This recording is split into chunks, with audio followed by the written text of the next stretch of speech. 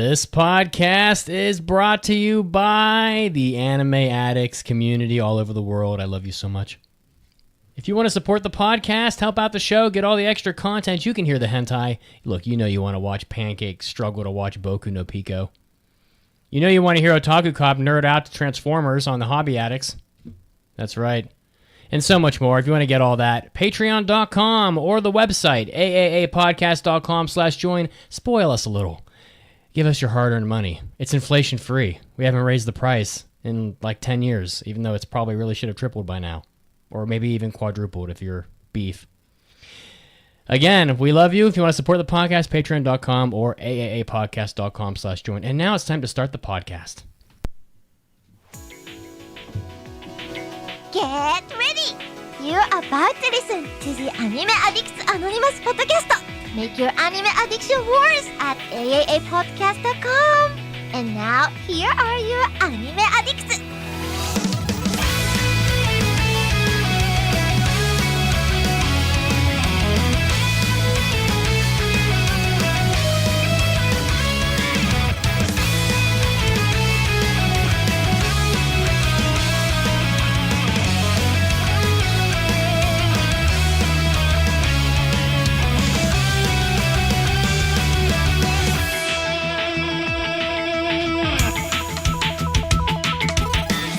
Welcome back to the podcast, episode 795 of the Anime Addicts Anonymous Podcast. And I'm back. It's Mitsugi, 1 week break, but by God, I'm back.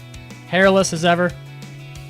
Wearing my Dragon Ball t-shirt for our review today of Dragon Ball Daima. And I'm joined by Pancake. She's dressed like... A Dragon Ball! Like Halloween, is what I was thinking. I'm a Dragon Ball. Oh, I see. I'm orange. A Dragon Ball. There you have it. And I'm here with another Dragon Ball shirt wearer, Raggedy Daddy. Hi, Raggedy Daddy. That's certified Raggedy Daddy to you. Yeah. Yes, I would like to officially congratulate Raggedy Doctor on passing his board certifications for orthopedics. So the children, they're at your feet. They're screaming. They're cheering. They say, "In 60 years, please replace my knees. I love you." That's right. But you know what? Someone else who needs their knee replaced at some point in the future. Uh-oh. We have Detective Otaku. I'm coming for you, buddy.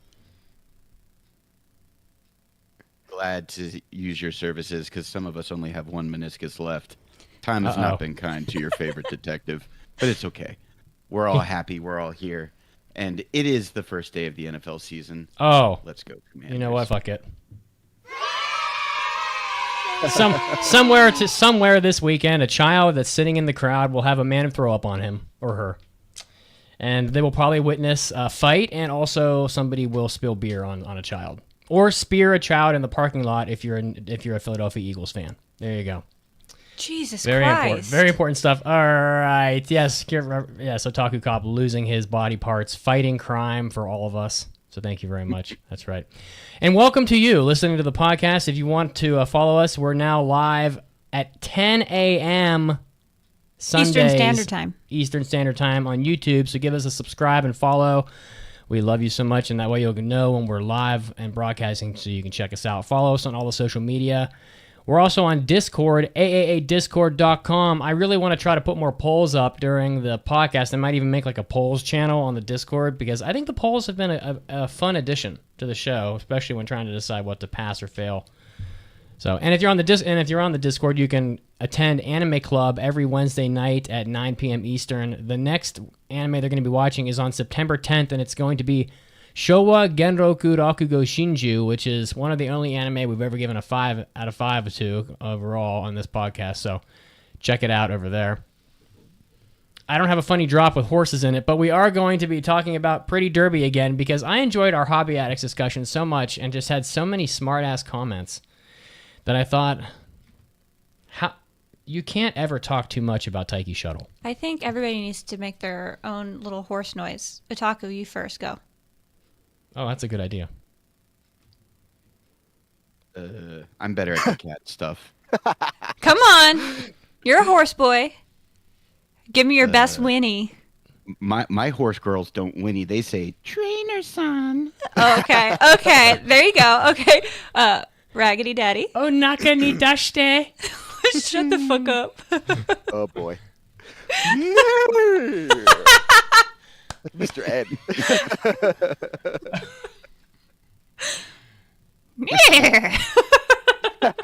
Wow. I don't even know if I can do a horse. Oh, There you good. go. That's pretty good. All right. That's pretty Stallion good. right there. Yeah, well, of course. Yeah, of course. All right, we're also going to be reviewing Dragon Ball Daima later on in the show. So it's no Jamada. What the fuck is this? Blah, blah, blah. All right, later on in the show, much later. So stick with us. Also, thanking people who have supported us on Patreon recently. So you've caught a wild Tanny D on Patreon. Thank you so much. Congratulations, and thank you for your support. Also, a new challenger named Jacob P is here to kick some ass and chew bubble gum. Come on, people. See it. And I'm all out of gum. Yeah, welcome. And I'm all out of gum. That's right. So if you want to follow us, support us on Patreon. Love and you. the people on Patreon that are at the higher tiers, please make sure to email me or at least message us on Patreon so you can collect your special rewards. We do offer, you can be a contestant on a game show on the podcast.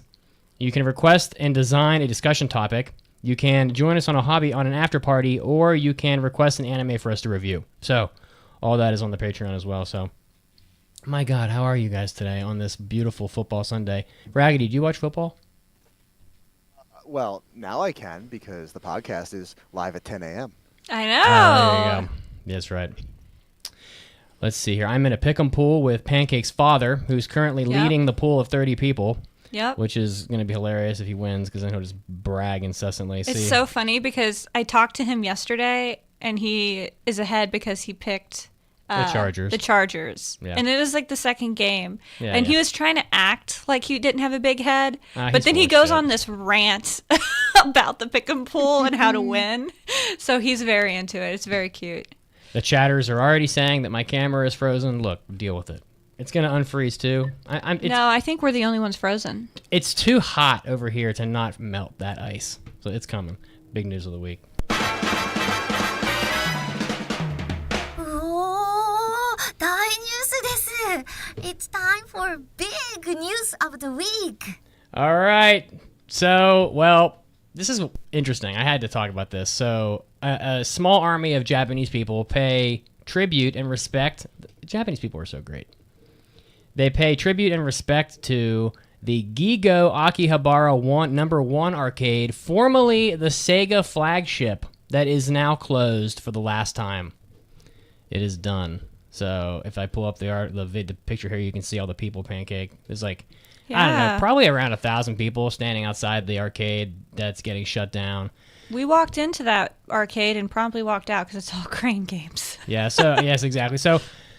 So people that don't know, Akihabara's got 5 or 6 arcades in it, and they were all owned by Sega. But during the pandemic, Sega kind of gave up and sold them to this company called Gigo. I think it's everywhere. I'm pretty sure it's actually Mata. It might be. I'm not sure who owns Gigo.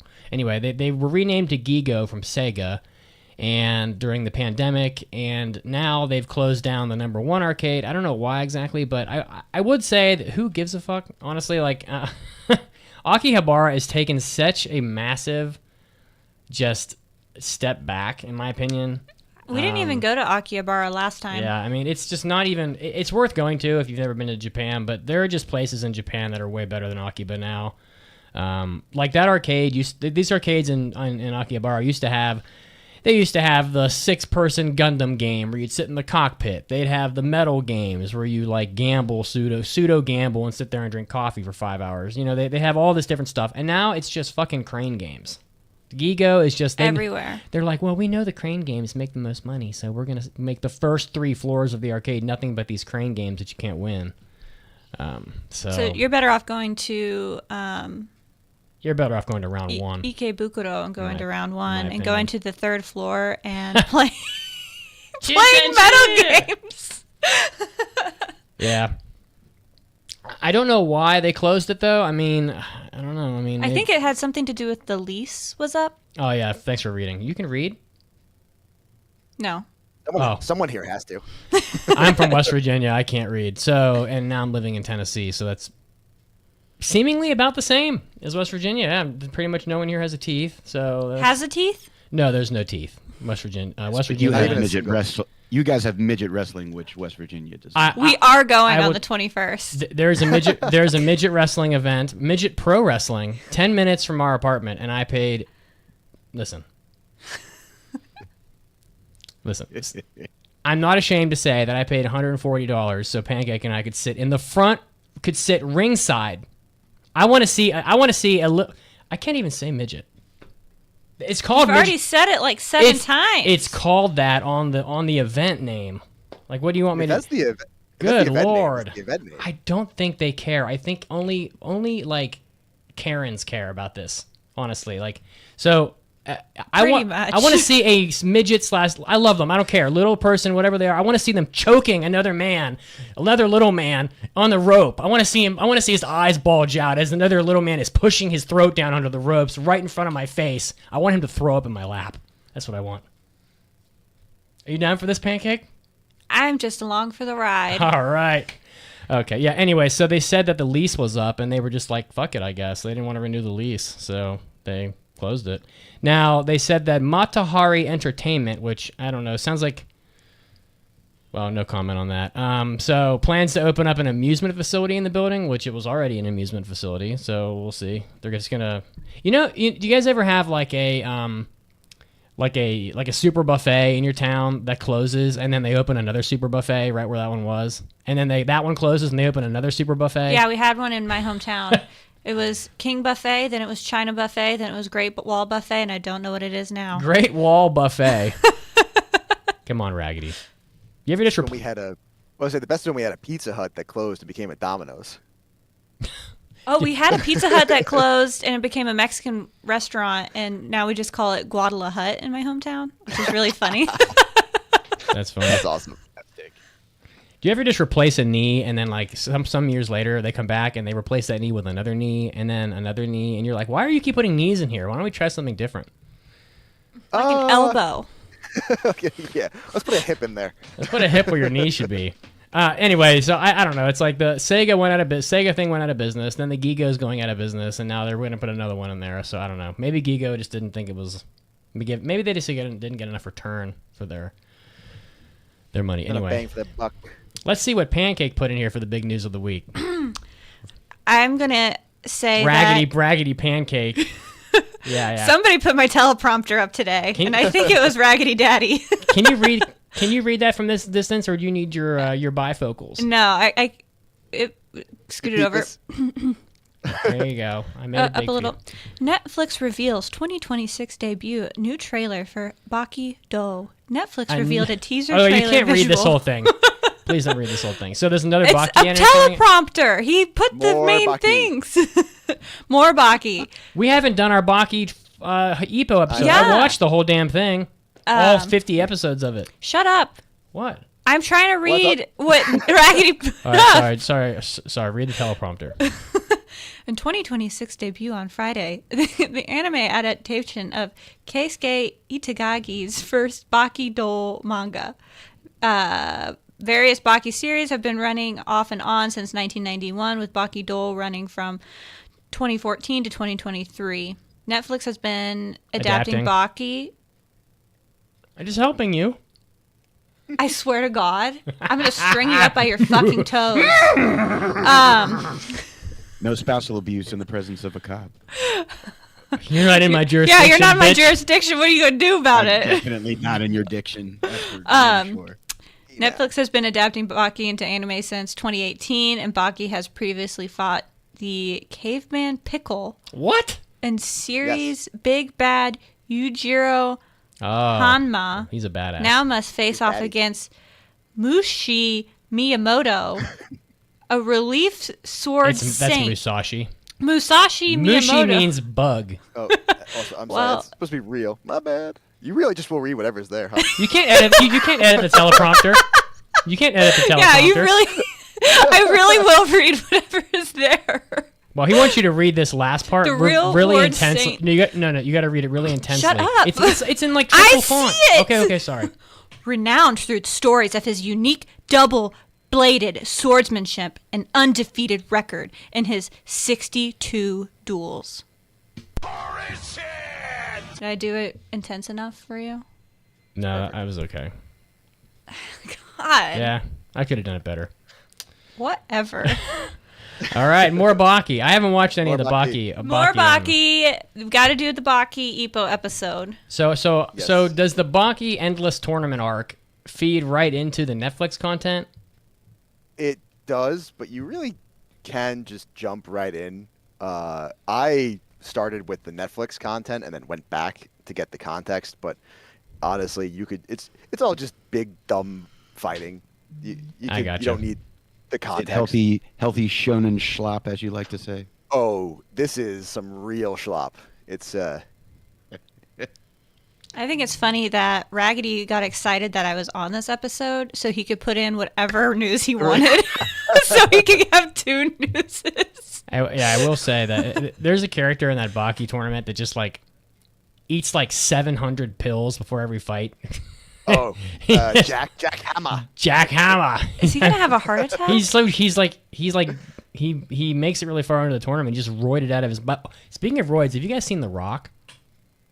He shrunk down like crazy. Disintegration. I think I'm bigger than His him now. head looks giant. Now I understand why he was on roids, so his head didn't look so damn big. He looks like a bobblehead. Yeah, a char burned bobblehead. He's like, boy, that man is. He's got a crazy tan on him right now. I mean, I think you just realized if you maintain that steroid regimen into your later years, you will not have later years for long. So who would So win you in a didn't want to fight? end up like his peers. Well, he's down 60 pounds of muscle. They said he's like small now. It freaked me out. I was like, what? Yeah, he looks a bit emaciated. Yeah, that's he's for like, sure. yeah. Would Baki or The Rock win in a fight? Oh my God, Baki would. Baki would destroy him. Easily. Baki's Baki kind of beats- crazy. Baki beats Muhammad Ali Jr. and he's like a joke of a character. That's like a real person. You can have like a 1-to-1 parallel to. The Rock has no chance. Yeah. Baki fights. The thing that I don't really like about Baki is his weird relationship with his mom. His mom it's just real weird. his mom just wants the dad. But all she has is her son, so she's like slotted her son in for her husband. Well, she's Or pissed. her Well, all right, we dad. can move on. Whatever. Anyway, We'll get into that sorry. when we do Yeah, the when, Baki when we finally do it. Baki Ippo. Oh I like yes, it. live action Street Fighter. Lay it on me, Detective Otaku. Let's go. Yes, in the vein of shonen schlop, as Raggedy likes to say. Everybody knows I love to pine about nostalgic things. So the Street Fighter franchise will once again be joining the live action cinema world. Legendary Entertainment announced that on October 16th, 2026, the film will have its opening Oh for the my new God. live-action film adapting the Capcom Street Fighter game series. It is a partnership between Paramount Pictures and Legendary Entertainment, and they've actually signed a multi-year distribution deal. And Paramount Pictures is going to be distributing Legendary Entertainment films worldwide, except for China. Womp. And Street Fighter will be the first film to be distributed under the new deal. So the plot is very simple. If you know the characters of Street Fighter, your main two when we started way back in the day were Ryu and Ken. And they are thrown back into combat when the mysterious Chun-Li, who's What? everyone's favorite muscle mommy, the original muscle mommy, recruits she the them bald for one? the next World War What? tournament. Oh. No, she is the kicking Where's my drop? queen. She's the one with like the buns. Oh, She's got okay. the buns. She's got the She's got buns the in her buns hair. and the and Yeah. But behind this battle royale lies a deadly conspiracy that forces them to face off against each other and the demons of their past. And if they don't, it's game over. Now, some of the characters, some of the actors that they've casted in this, just listen to this lineup. You guys are going to die. Please tell me. Jason Momoa is going to be Blanca. I love that. Cody Rhodes has been cast as Guile. Cody Rhodes. Who the hell is The that? wrestler. The wrestler, I gotta Cody look him Rhodes. up. I mean, Cody I Rhodes. see it visually, sure. Roman Reigns, the wrestler, has been cast as Akuma. Curtis 50 Cent Jackson is being Yes. cast as Balrog. Yes. Let's go. Hell yes. And comedian Andrew Schultz is going to be Dan Hibiki. Oh my god. Now, if you guys aren't Cody familiar Rhodes. with Street Fighter that intimately, Dan Hibiki is basically the Yamcha of the Street Fighter universe. He trained so hard to learn how to do a Hadoken like Ryu, and it barely comes out of his palm. When he does Hadoken, it comes out of his palm and goes about 2 inches forward, and that's about it. He's the biggest joke character in the franchise, and it's being played by Andrew Schultz. So I find most of the casting to be appropriate. The rest of the people I'm not really familiar with, but those are the big names that they've cast in this movie. So, I think it's going to be good. I think it's going to be fun. It's going to be action.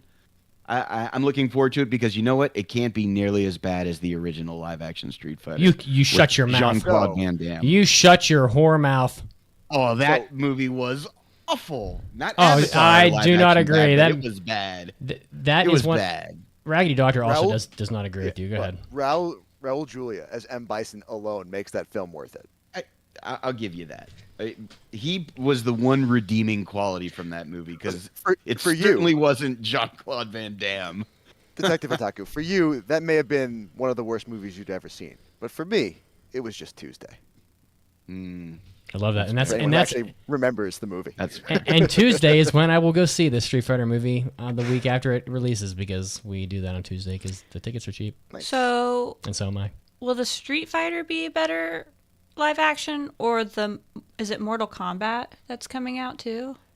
I'm more excited Mortal for. Kombat 2, right? Isn't it the second Mortal Kombat? That's Yeah, one it with the is. bald character, right? There's a bunch of Mortal Kombat movies. Like 4 of them. Well, or something.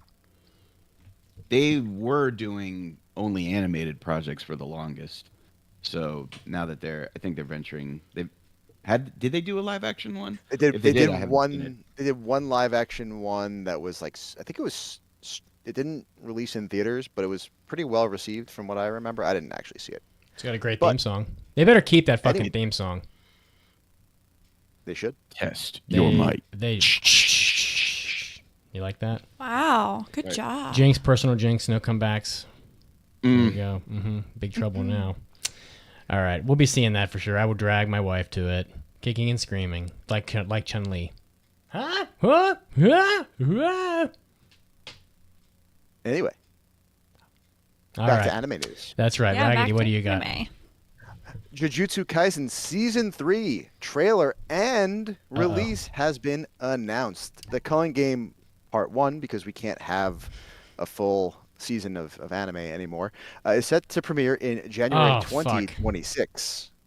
Again, animation done by MAPPA. The new trailer has been released as well with this information, and it looks fucking sick. The trailer looks amazing. The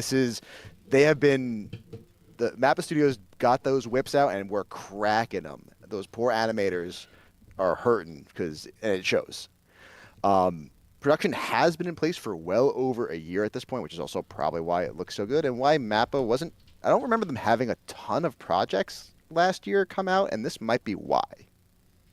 So I think Zenshu is the only one I remember. You remember that? Well, yeah. But that's the only one I can even remember. In addition, of course, we're doing another... Half. They did do Rama 1/2. Oh, that's right. That's true. You're correct. Yeah, From the One Half was good. Yeah, when do we get more It of was. that? I hope soon. It's coming out next year. next Fuck not next yeah. year. No, no, this- no, this season. next This season. season. Next season. October. That's right. Thank God. I'm But that's fucking news. old. I'm old now. I can't wait for things. News for another day. Anyway, in addition, we are of course doing a movie release of the last episode from the last season and the first 2 episodes from the next season. But this actually does fit well because those episodes kind of flow nicely into each other, so it makes sense. And the release for the movie will be in sub and dub, which makes me hopeful that the dub will be releasing with the sub when the anime comes live in January. Think they're gonna have like a dual theater thing where they're gonna have one screen will have the sub and one will have the dub. Well, they have they have multiple different, because I'm going to see the Demon Slayer movie next weekend, of course dubbed because I am who I am, and they're just separate theaters. They've split the show times up at our theater. I'll be going a week from today with my wife, and we'll be seeing it subtitled because we're cultured. I'm Shots definitely not- fired. Damn. Well, you've got little ones, right? Is she gonna go with? I do. Oh, we tried to see if she could hang with the Demon Slayer stuff. We showed her the first 2 episodes, and she seemed to be into it. And then we hit a sleep regression from nightmares that she had never had before, which, don't show your kids Demon Slayer. Yeah, Nezuko. Okay, yeah, so spitting that's blood out of her that's a mouth or no whatever. for young kids. Got it. Yeah. Oh, yeah, there was, I was like somewhere else. and She's I just seeing used Michael the living room. Jackson in her nightmares. Oh, she didn't even get that far. I just got what's the red stuff?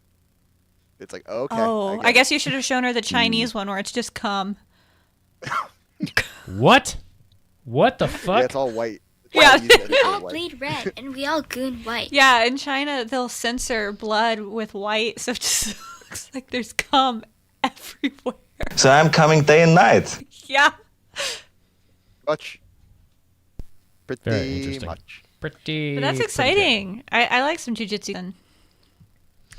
Yeah, it'll be good to have it back. And Yeah, it's so- real good, real good. This is like peak shonen versus the shonen schlop. Good we stuff. have to make sure that Shonen sweeps the Crunchy Awards every year. So now we've pretty much solidified it. They weren't going to do Solo Leveling next year because for whatever reason. So now it's Jujutsu Kaisen's turn again to come back in, sweep it again, just in time for Solo Leveling to come back in 2027. I'm just waiting and for some sweep more that year. Chainsaw Man, please. Thank you. I don't think anybody cares anymore. The I movie's coming care. out, and I care. I care. I got like- caught up to the manga, been like but now 3 I'm years waiting for already. there to be more chapters so I can binge because I hate waiting. It's been like 3 years already. Has it been that long? I feel like it has. God damn. I don't know. Time's moving quickly. It's slipping into the future, as they say. Speaking of the future, the future of our reality, maybe has horse girls in it. What is with these Yeah. fucking horse girls, and why do I want to mate with so many of them? That might just be a you thing. That is literally not true. There is absolutely no way that you're putting this on me. Okay, Cat girls on the downfall, so they had to Cat switch girls- it up and make no. it horse girls. listen. In the animal girl market share pie graph, cat girls are probably 60 to 70% of the pie graph, and then you have like your dog girls and wolf girls, half of which is Horo, and that's probably like 25%. So then you're left with like 10% that's just fighting for scraps, and that's like your cow girls, your like insect girls, your demon girls, your horse girls, etc. We count demon girls as animals. They have horns and shit, so They're an animal in bed. Hey, If I can hit, you must acquit, or something like that. If the glove don't fit, look at this. Look at this photo. Yeah, you're gonna tell me this girl isn't meant to be fucked? Look at her. Look at her. Yeah. I mean, listen, man, it just sounds like you want to fuck a horse. I don't know what to say. Yeah, I think Well, don't take him to a barn. if they didn't want you to bang Taiki Shuttle, they wouldn't have given her the slender arms and big tits with a bra on in this design. So you're With saying both- she's asking for it? I'm saying she's dressed like the girls at my gym that look like they're, prepping for their next photo shoot, if you know what I'm saying. So, as they dress like 90% naked. Yes. So, what is our main topic today? Yes, what is the main topic? Sorry. Just curious. I can't help who I am. I will lead us off because I think I have an interesting journey Oh my Yeah. to god. this topic. You Tell too, us. huh? Oh, This God. is so the topic for today is the obsession with Pretty Derby, the worldwide sensation multimedia franchise, and I want to tell all of you my personal history with Umamusume. It starts way back in August 20th of 2025 when Hobby Addicts released, and you guys talked about it. And that is the most I had ever heard about this thing other than the vague knowledge that it existed. I knew dick all about this series. Then I saw that the topic appeared on the schedule for today, and I was like, well, I should probably figure out what this is about. Oh no. I'm like, I'll sample a few things. So I watch a few episodes of season 1. Then I watch a few episodes of Umayan, the like chibi thing, and I dropped that immediately because that was boring. That was Then I the right watch decision. the Road to the Top OVA free on YouTube, and I was like, well, okay, this looks pretty good. I think I'm starting to get it. Mm-hmm. You And felt a then I little put something on- in his pants, is what he's saying. little Yeah, something. he did. He did. And then I put on the first 4 episodes of Cinderella Grey. And let me tell you, Cinderella Grey is peak. And I would say no cap. I would say No cap? I told you. But there is cap, specifically ogre cap. Ogre. Yeah. But that's okay, because cap is just another word for peak, my friends. That's right. After this, downloaded the game, deleted the game because that shit is way too fucking addictive, finished the rest of Season 1, re-downloaded the game, do not tell my wife I did that, watched the movie, mind blown, and I'm halfway through Season 2. This was... Oh Goddamn my right. god! Goddamn right. Oh my god, So- you're like Squidward when he got like that little bite of a Krabby Patty. You just go crazy. Yeah. Listen, I can explain this. What Raggedy didn't know is that Umamusume Pretty Derby is actually peak shonen disguised as cute horse girls. Because Correct. he's not lying. got me. Cinderella They got me. Grey, Cinderella Grey is cinema.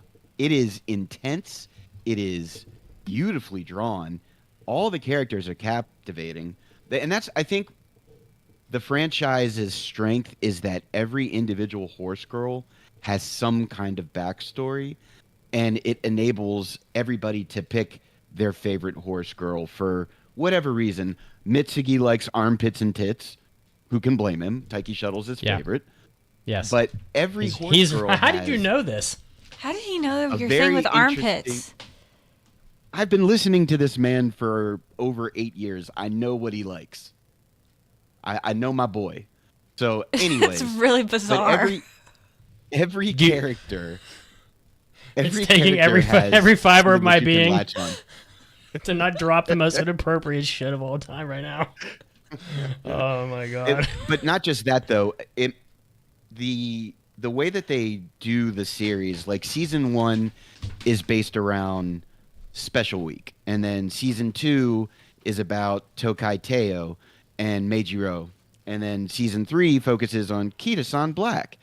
So it's like they are just making money hand over fist. So I don't believe they are going to stop at any point in producing more content, because I know we're getting a part 2 of Cinderella Grey.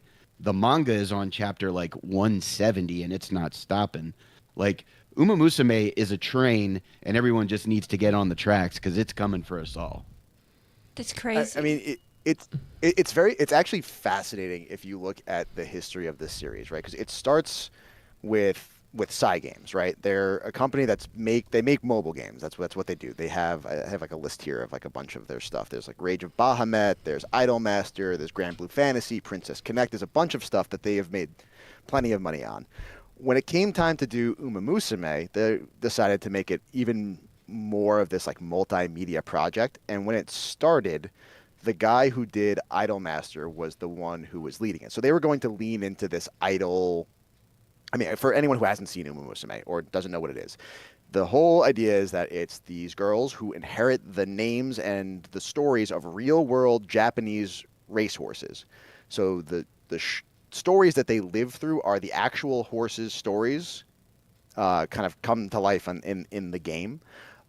And they also do like the school stuff and like idol stuff, and there's like all these different aspects to it that it seems like it's way too much happening. And when this Idolmaster guy was the one behind it, that was initially going to be the main focus. But there was a lot of delays with the game release. The big things that were out before anything was actually the idol performances and like these like guess the girl card things that they released out. It's like, oh, here's these characters, but you didn't know who, like what horses they were. So it was trying to draw in some of these people who already knew about these horses. And then the anime releases, and they realized, oh shit, no one cares that much about the idol stuff. They care about the sports stuff. So they completely revamped, retooled, redid the game from zero, causing a 3-year delay, which is crazy to delay your main project by 3 years. But they fucking struck gold with it because they leaned completely in the correct direction when they released it. And they're just, But they like you said, hand over fist. But they did keep the idol component in there, so It's not gone, but they you changed can the watch focus. the concert if you want to, but it's easily skippable, and you can just focus on the racing stuff. And Yeah, and the anime kind of did the same. Yeah. Like season 1, there was a little bit of the idol mixture, but we've seen where they've tried to combine sports and idol before, and it completely ruined the whole concept. I don't remember what that god awful hockey anime. Yeah, the hockey Pride one of is the first Monster one. was. Pride of Orange. Oh my god! I was this so is- excited for hockey anime. You didn't love and it just that? ended up being no. We wanted I we would- wanted Goon in anime format. Well, we got so here's bullshit. the thing. I remember when we talked about this on Hobby Addicts. I was speaking from a little bit of a place of ignorance. I have played hours of Umamusume. I'm seriously How many hours? into training. Oh God. More than 100? I don't Come know on. if I'm quite there yet, but I'm probably around 70 plus. I put 100. Is this why your wife made you delete it? No, that was Raggedy's. No, that's yeah. She didn't, yeah. She didn't make me delete it, but it was like what are you doing over there? Are you playing that stupid horse game again? It's like, no. Nuh-uh. Yes. But And now you have it so- again. How are you gonna hide it? Between like surgeries? I'm probably going to eventually have to delete it because it's just too much. It's too powerful. So when we were talking about this on God. Hobby Addicts, Pancakes was like, there's got to be like Gooner components to this. And I was like, no, it's wholesome. It's about racing. Gooner. And then I got a little deeper into the weeds, and the answer is it is absolutely Gooner material. And No, I knew it was can Gooner do both. because. So I don't really know a lot about about Umamusume, Gooning. but I do. The first season came out in what, like 2018, 2019? 2017? 2017, 2018? 2017? Yeah, somewhere around there. I remember when it came out and I tried to watch it. I couldn't get into it. And then Fair. you brought it up again with the game. But now people are like memeing hardcore on this game.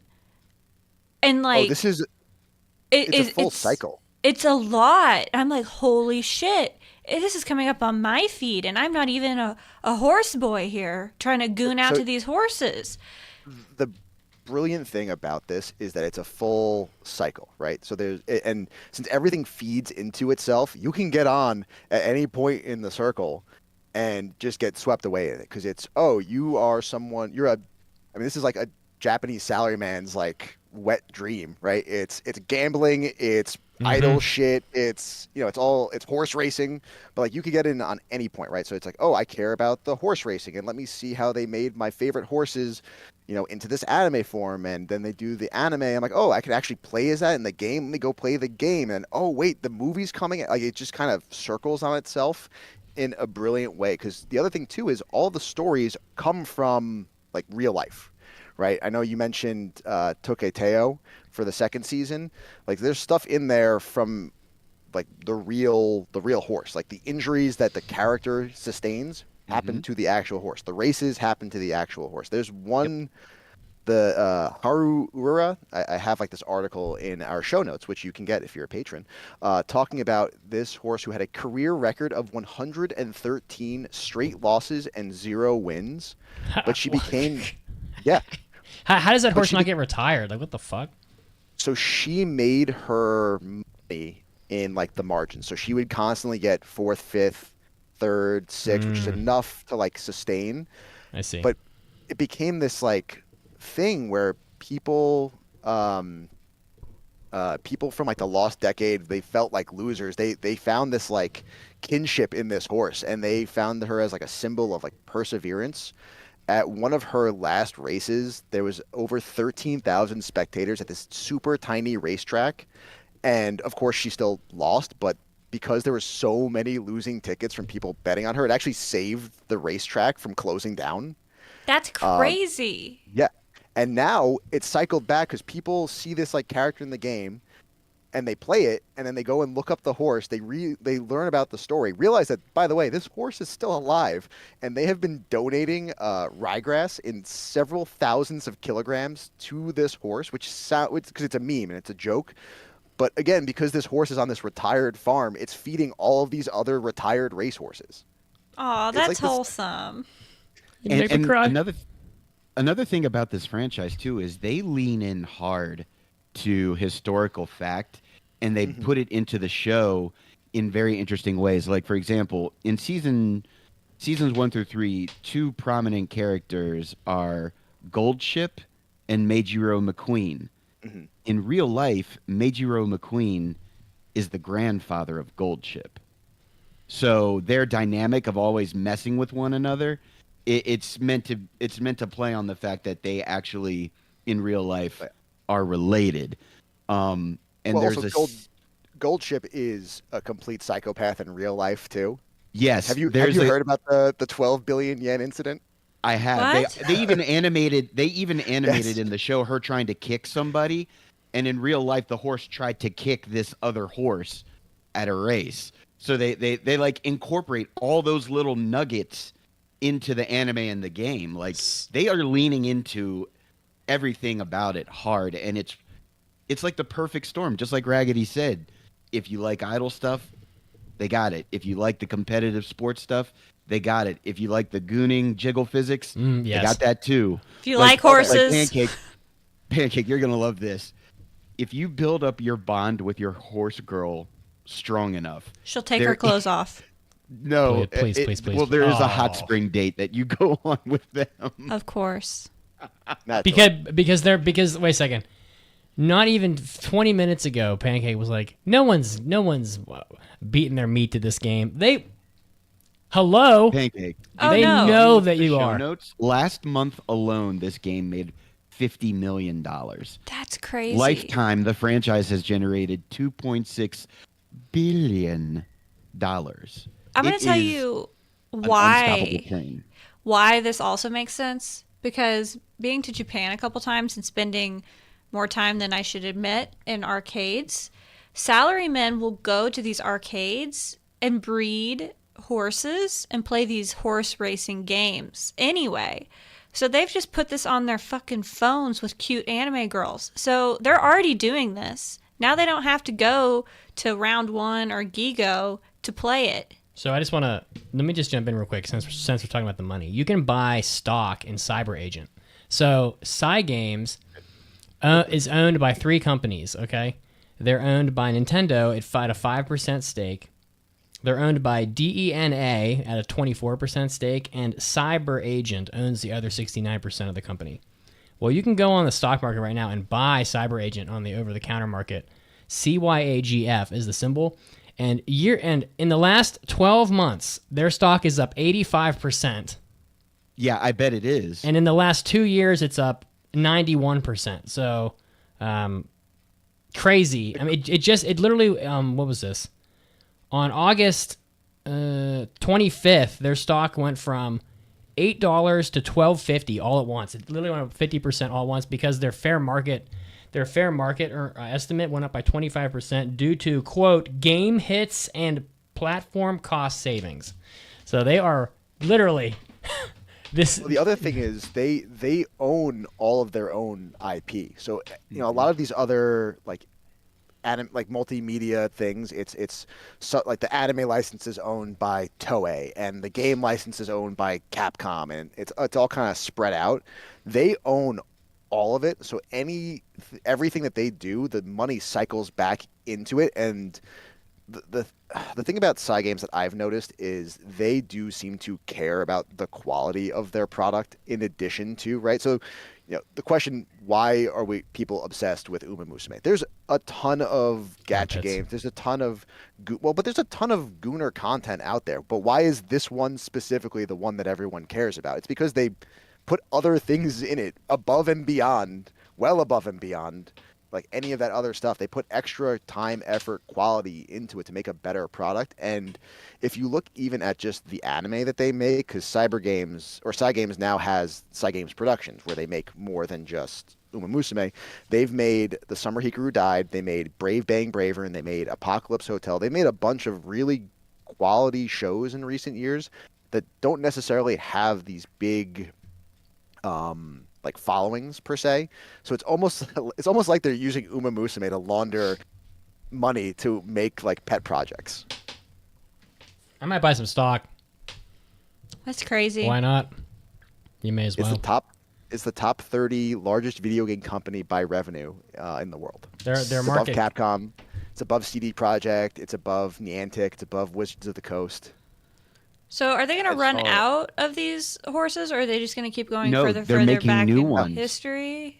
No, they keep pulling from all the stable of historical horses. Like on the global server, so they do just like all gacha games. They have banners with the new characters that you can roll for, essentially.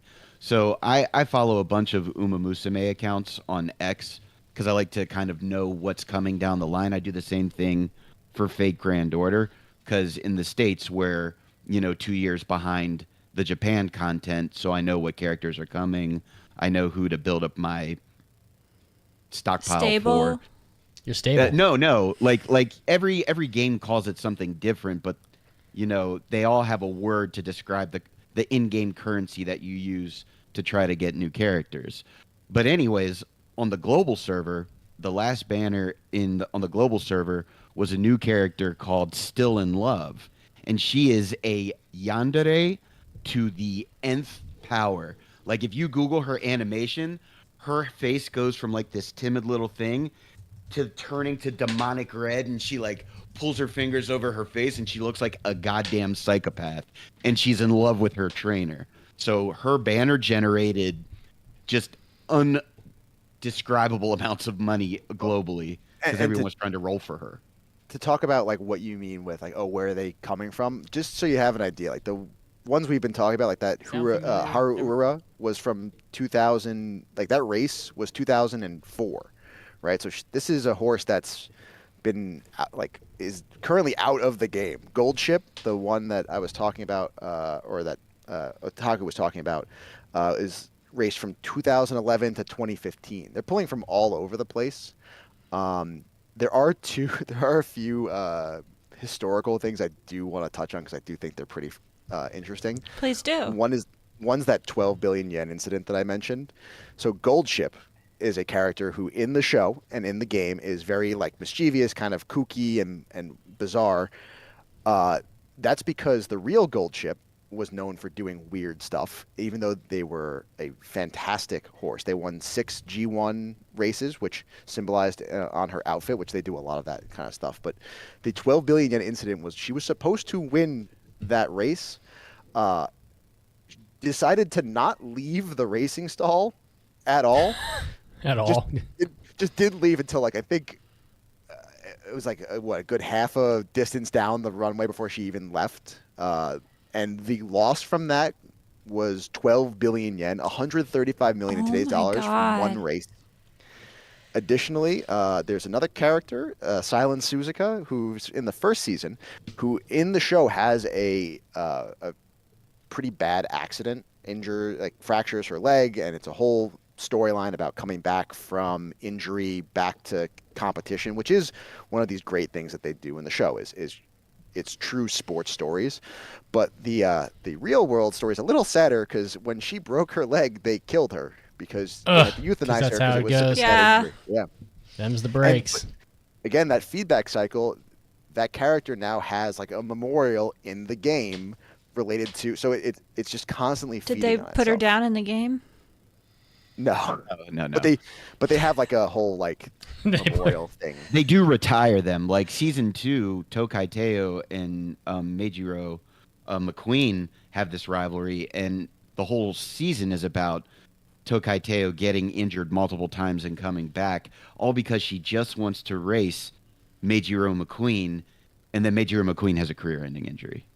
Well, almost. Which are both, again, the real story. The real stories. And all of it cycles back to it. Like even the school's motto. Did you know about this, Otaku? The motto, where it comes from? No. So the school's motto is "Eclipse first, the rest nowhere," which makes absolutely no fucking sense. Like you hear that and you're like, this is some English gibberish that they just threw in, but it's actually not. It comes from a horse from like the 1800s that was so dominant that when he would win his races by literal miles, because back then the races were 4 miles long, that's what they would say about him is, well, Eclipse is first, the rest of them, nowhere. Nowhere to be seen. That's where the school motto. It's just like that one guy's sperms when they did the sperm races. Sure. Jimmy Zhang. Jimmy Zhang was finished, and the other guy, well, Jimmy Zhang, he's nowhere. You got to look that That's up. where that comes from. Wow. That's Yes. why. This is why Raggedy, people care. in the last 2 weeks, you have This is 2 become weeks, yes. a horse girl otaku. I've become an expert. What can I say? He's Wow. now board certified in orthopedics and right. horse girls. And horse girls. Now, Jesus. now, do these I horse needed another hill to conquer after I conquered orthopedics. do these horse girls go to like cafes together and have ice cream, or do they just like sit in Yes. stalls No. and eat carrots? I mean, Well, they have carrots. They do. They don't do At a the ton cafe? of that stuff though. There's so much of it is about the sport. Really, they spend a lot of time training, dealing with injuries, strategizing, watching races. So like a lot of that other stuff ends up being like fluff to fill. So in a 20-minute episode, like 8 minutes will be training, 2 minutes will be about like the injury, 5 minutes will be the race, and then like 3 minutes is that fluff sprinkled throughout. So it fills out the show pretty nicely, where it's not too much of one thing, and you actually can. You've been asking for years for a good female horse show, good female sports show. This is it. That's I crazy. mean, this is it. So, Mitsugi, do they have an Umamusume cafe going on right now in Japan? Oh, you want me to look? Yeah. I'm sure they do. There's no way they don't. I mean, remember I told you there was an Umamusume pop-up at the Kentucky Derby this year. Oh, that's Which is- true. That's how much is it's dope. penetrated. Which is the- crazy because they don't even use like those horses at all. There's a limited edition Umamusume Cinderella Gray and Brunch Park collaboration cafe in Ikebukuro. Oh my Which gosh. makes sense because Ogre Cap is in. Anytime there's a scene with eating, she is in the background chowing away because that's like She's one of got her a things. metabolism that she just Oh, yeah. is always hungry. Always hungry. And she can eat like 50,000 calories and still be I mean, ready they're to go. horses. Nah, more. This actual the real horse historically known for having a bigger appetite compared to like it's again the real world parallel, and it's one of the things that the anime does that I love that gets me hooked on shows is the world building stuff. Like they do all these little things that make it so that the world feels bigger. So you will constantly see characters from like the spin-offs, the movies, the next seasons are like cycling through the backgrounds. They're constantly intermingling and talking with each other. And, you know, because the way horse racing works is you only are active for a certain number of years as a horse. And you always race typically against the same horses of your generation, like of your year. So the 3-year-old horses race the 3-year-old horses. So because they do this, it's this constant cycling through the characters of who's rival, because the horse who's only a year older than you can't be your rival because you'll never race against them. So you have them like training with each other and bouncing off each other in interesting ways, and they're always kind of around and in the background. So it makes the world feel bigger than it is, which is a neat trick a lot of interesting shows do. Like, you know, maybe One Piece and Dragon Ball and some other shows I like to say. Yeah, this is intense. This is a lot for a silly little game and show about It's not silly. horses. It's not. It's very important. Horse girls. I know, for the Gooner gang over here. Listen. but You can get It's the important for your stockpile or your stock portfolio. Tamamo Kurosu no Soda. What the hell is Tamamo Cross? Horse Oh, in the show. That's yep. Or you can get her That's soda. Ogre you, Cap's rival. you can Yep. get Sakura Bashin. Sakura Chiono. No, what the hell? The hell drink is this? I don't know. I don't think these cafes are still open. By the way, I think they're okay. pop-up cafes. They came and went. So one of them was only open for like 2 weeks. So, interesting. I'm gonna buy stock in Capcom, and I'm gonna buy stock in Cyber Agent. Capcom stock is crazy. That stock is done quite well. well, And, you've opened my eyes today. That's all I can say. If anyone out there is interested in where to jump in, if they are so inclined. Otaku Cop, do you have a recommendation? Because I think I have my thoughts. I would say that if you want to give this franchise a try, start with Cinderella Grey season 1, because that really kind of sets the tone for the more competitive side of the show and gets you really kind of an introduction to how the whole dynamic works. But then season 1 of the original one, that you can see the tonal shift. You could see that at first they were like not sure if it was going to be idle plus horse racing or more idle with less horse racing, and it just through the season it shifts to being more and more about the racing and the injuries. And then season 2 on, they lean in hard to just, this is competitive horse girl racing, and I can't recommend it enough. What do you think, Raggedy?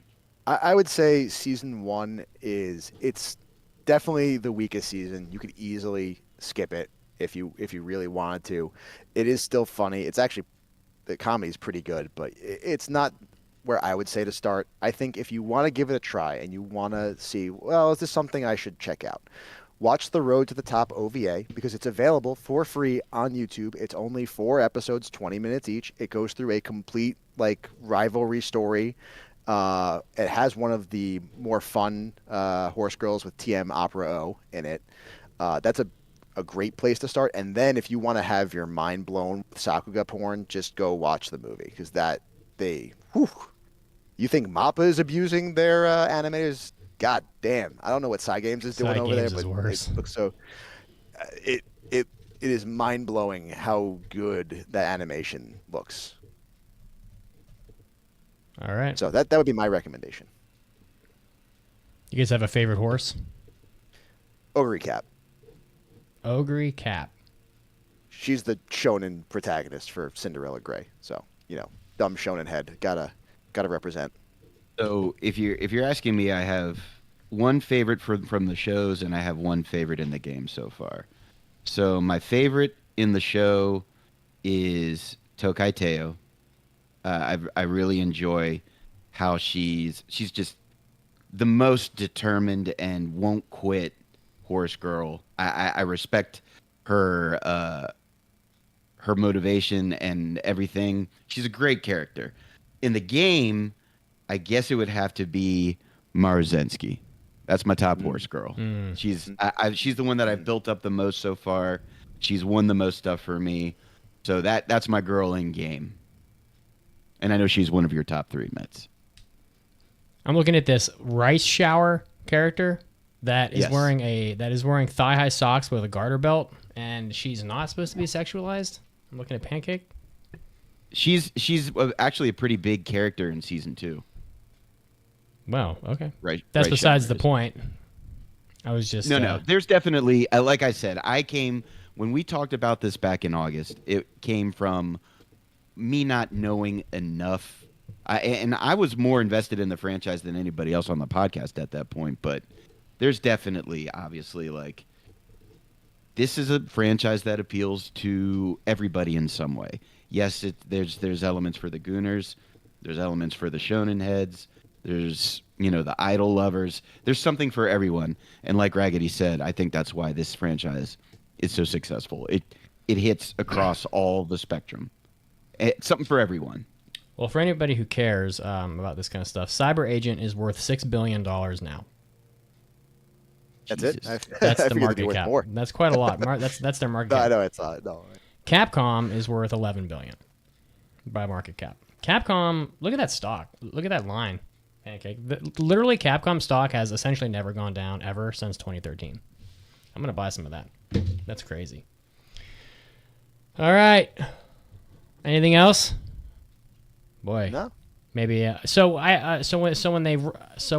they kick though, do they kick like a human, or do they find a way to kick like a horse?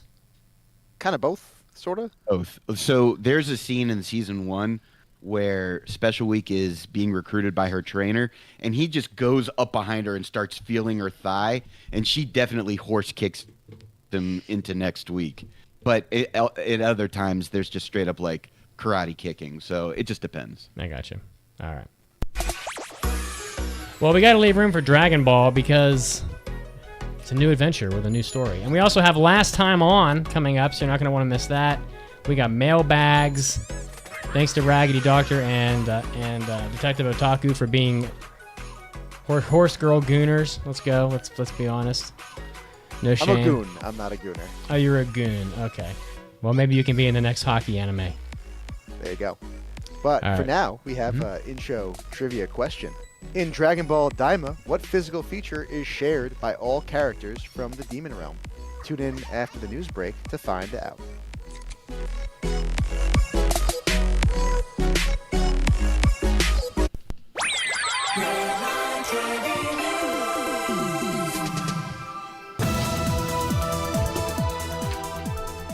Anime Addicts, Mitsugi is here. I'm bringing you your anime news break. Starting off, we have some interesting news in Japan. 11 universities and their anime clubs came together to rank their favorite sci-fi anime picks. So, reads like a list of all-star sci-fi anime that if you need to get your fix, you should be taking a look at this. We've got from Tokyo University, the 100 Million Years Telescope, Mobile Suit Gundam G-Quax coming from Nagoya, Kyoto, Anata no Bubun no Monogatari.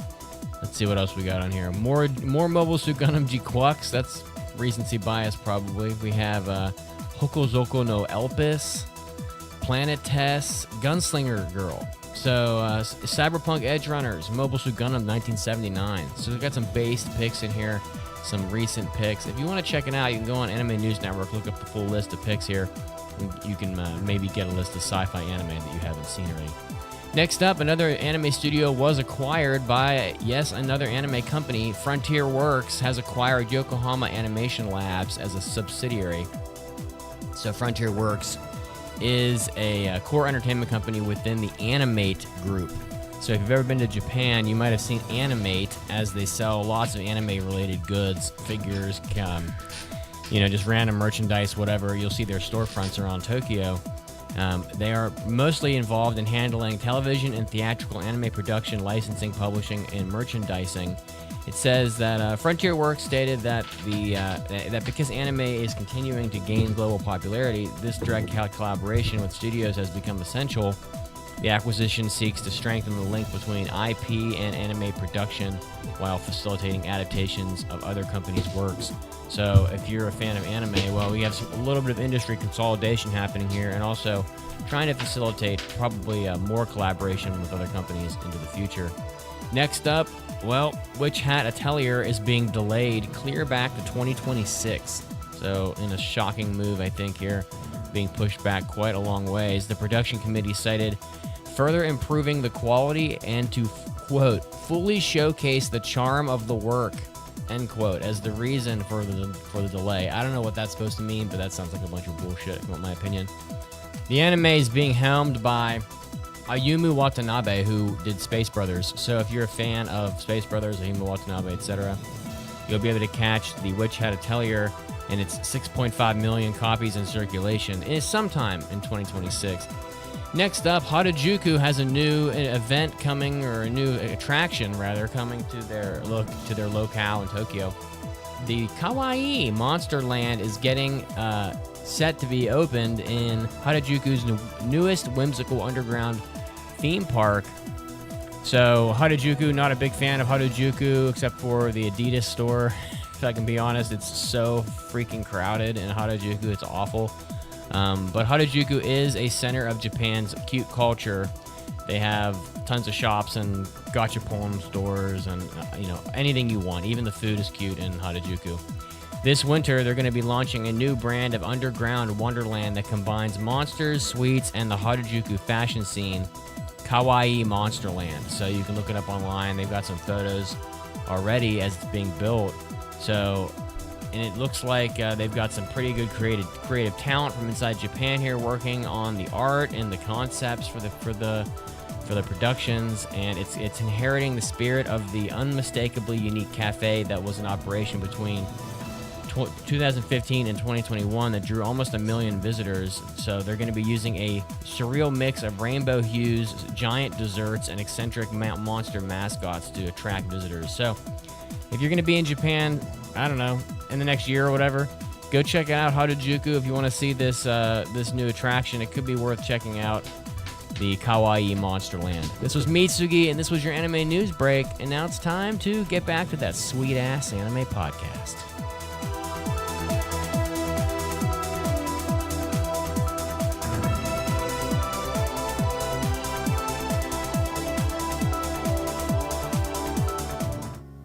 Hey, Anime Addicts. Well, I bring this message to you every week, but the podcast does need your support.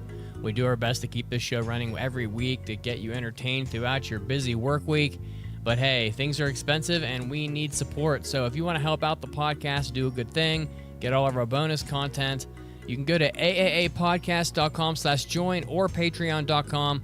It does help us out a lot. We do have quite a lot of expenses to keep this thing running, mostly IT-related expenses. But we do appreciate everything you can do for us. If you can't afford to offer any money to the podcast, you could at least tell a friend about the show. But if you do support the show, you're going to be getting our hentai episodes, our hobby addicts, and our after parties, where we do keep you updated on what's going on in hentai. We do get a little raunchy sometimes, and we do talk about what our hobbies are in our personal lives, which usually results in a lot of movie and video game talk. So if you're interested in all that, AAAPodcast.com/join or Patreon will get it to you. Help out the podcast, and we'll continue carrying you as well.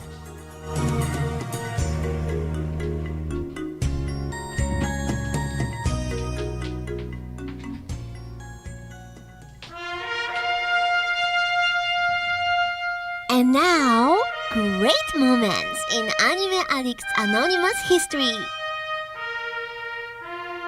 What is your video game Mount Rushmore? I would say Mega Man. Mega Man deserves to be on this list. Nowhere near the Mount Rushmore. Are you serious? I'm 100% serious. Are you kidding? I mean, yes, Mega Man has some great games, but are you kidding me? Dude, Mega you Man are out of your mind, on the man. Mount Rushmore? You're crazy. You're going to put Master Chief that hasn't contributed anything to gaming, and you're going to knock out... And you're going to knock out Mega Man, which basically solidified Capcom as a game company. And where are they now?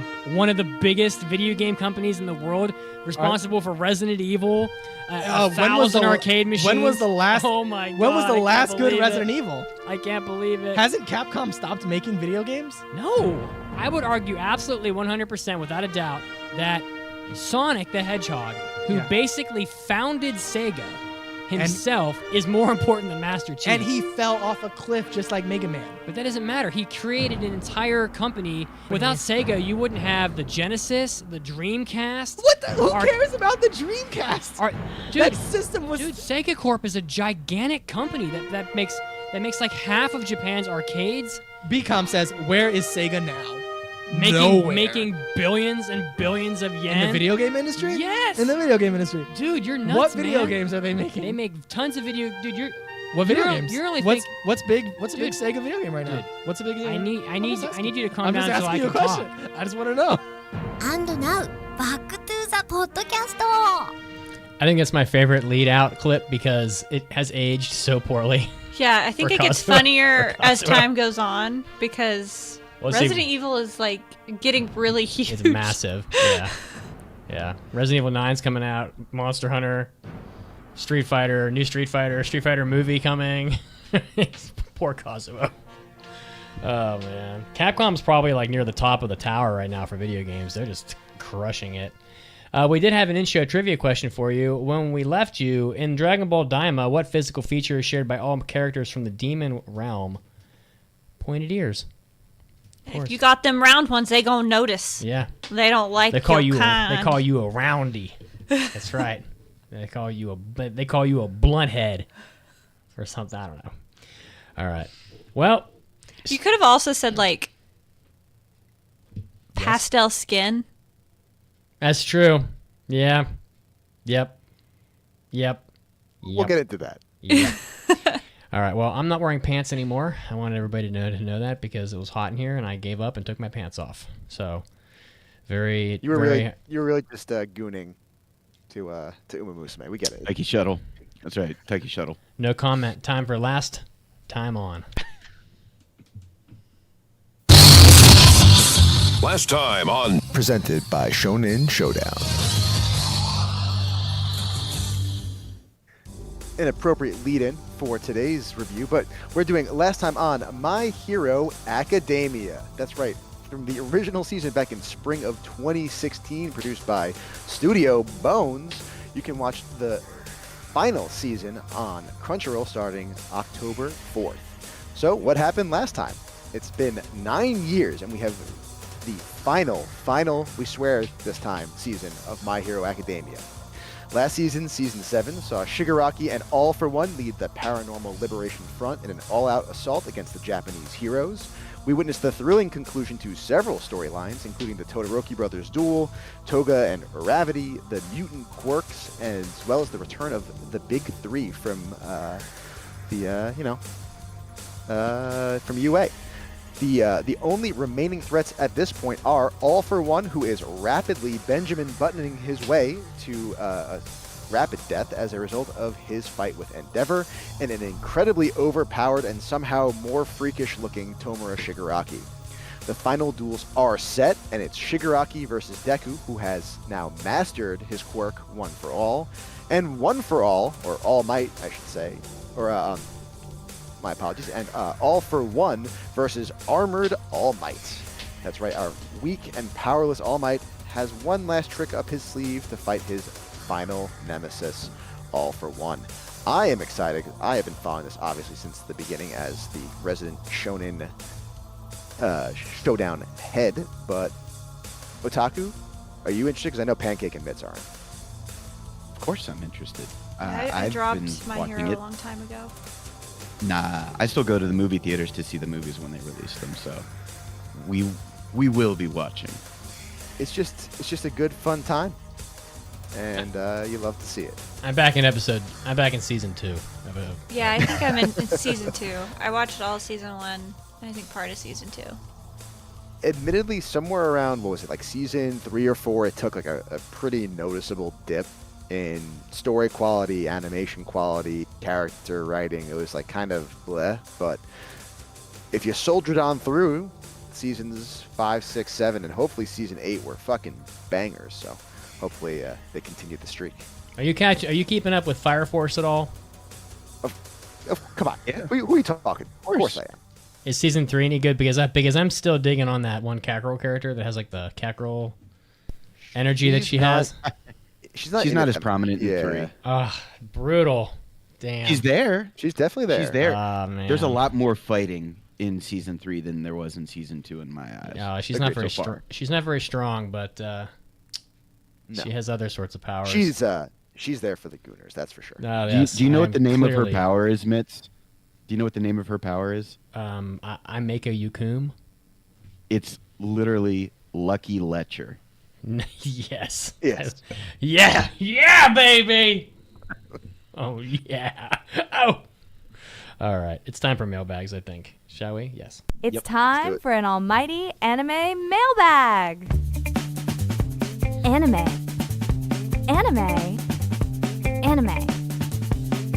Mailbag. That's right. And you too can put in a mailbag just like Tom did this week. Tommy. Just go and submit your mailbags at AAAPodcast.com. Click that mailbag button and feel free to ask us anything because we will answer anything. So today's question, hey, AAA, thanks for answering my question about how to go on the Japan trip. I look forward to submitting my application. I broke my hand in a fight at work, Raggedy Doctor. He broke his hand in a fight at work. Nice. And now has a temporary duty assignment. He's all caught up on all the work, and he needs something to binge watch while killing time at work. He's going to be out of work for about 12 weeks. He wants us to send him some good recommendations. He's seen some of the more common anime, so obscure recommendations would be welcomed. So I will start us off because I think I went the most obscure of the ones who made recommendations. Shows that I think are off the beaten path but would still be fun to watch. Gate, because they announced a season 2 is coming. It's a 26 episode watch, but it's fun. There's action. There's elf girls for Mitsuki. Yes. There's just lots of it's a fun watch, and it kind of splices the worlds between isekai and reality. It's a good time. Then there's Killing Bites. And oh my god, yeah. Yeah. Killing Bites is a underrated shonen schlop. It is absolutely nothing but great fights. It's animated very well.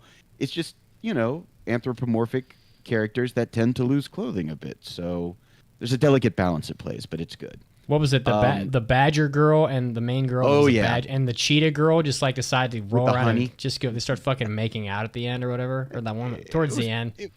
It was a thing. I'm gonna look that up. Another recommendation is Lovely Complex. Probably one of the funnier romance animes I've ever watched. Another good, funny anime that's got a little bit of action to it is Hinamatsuri.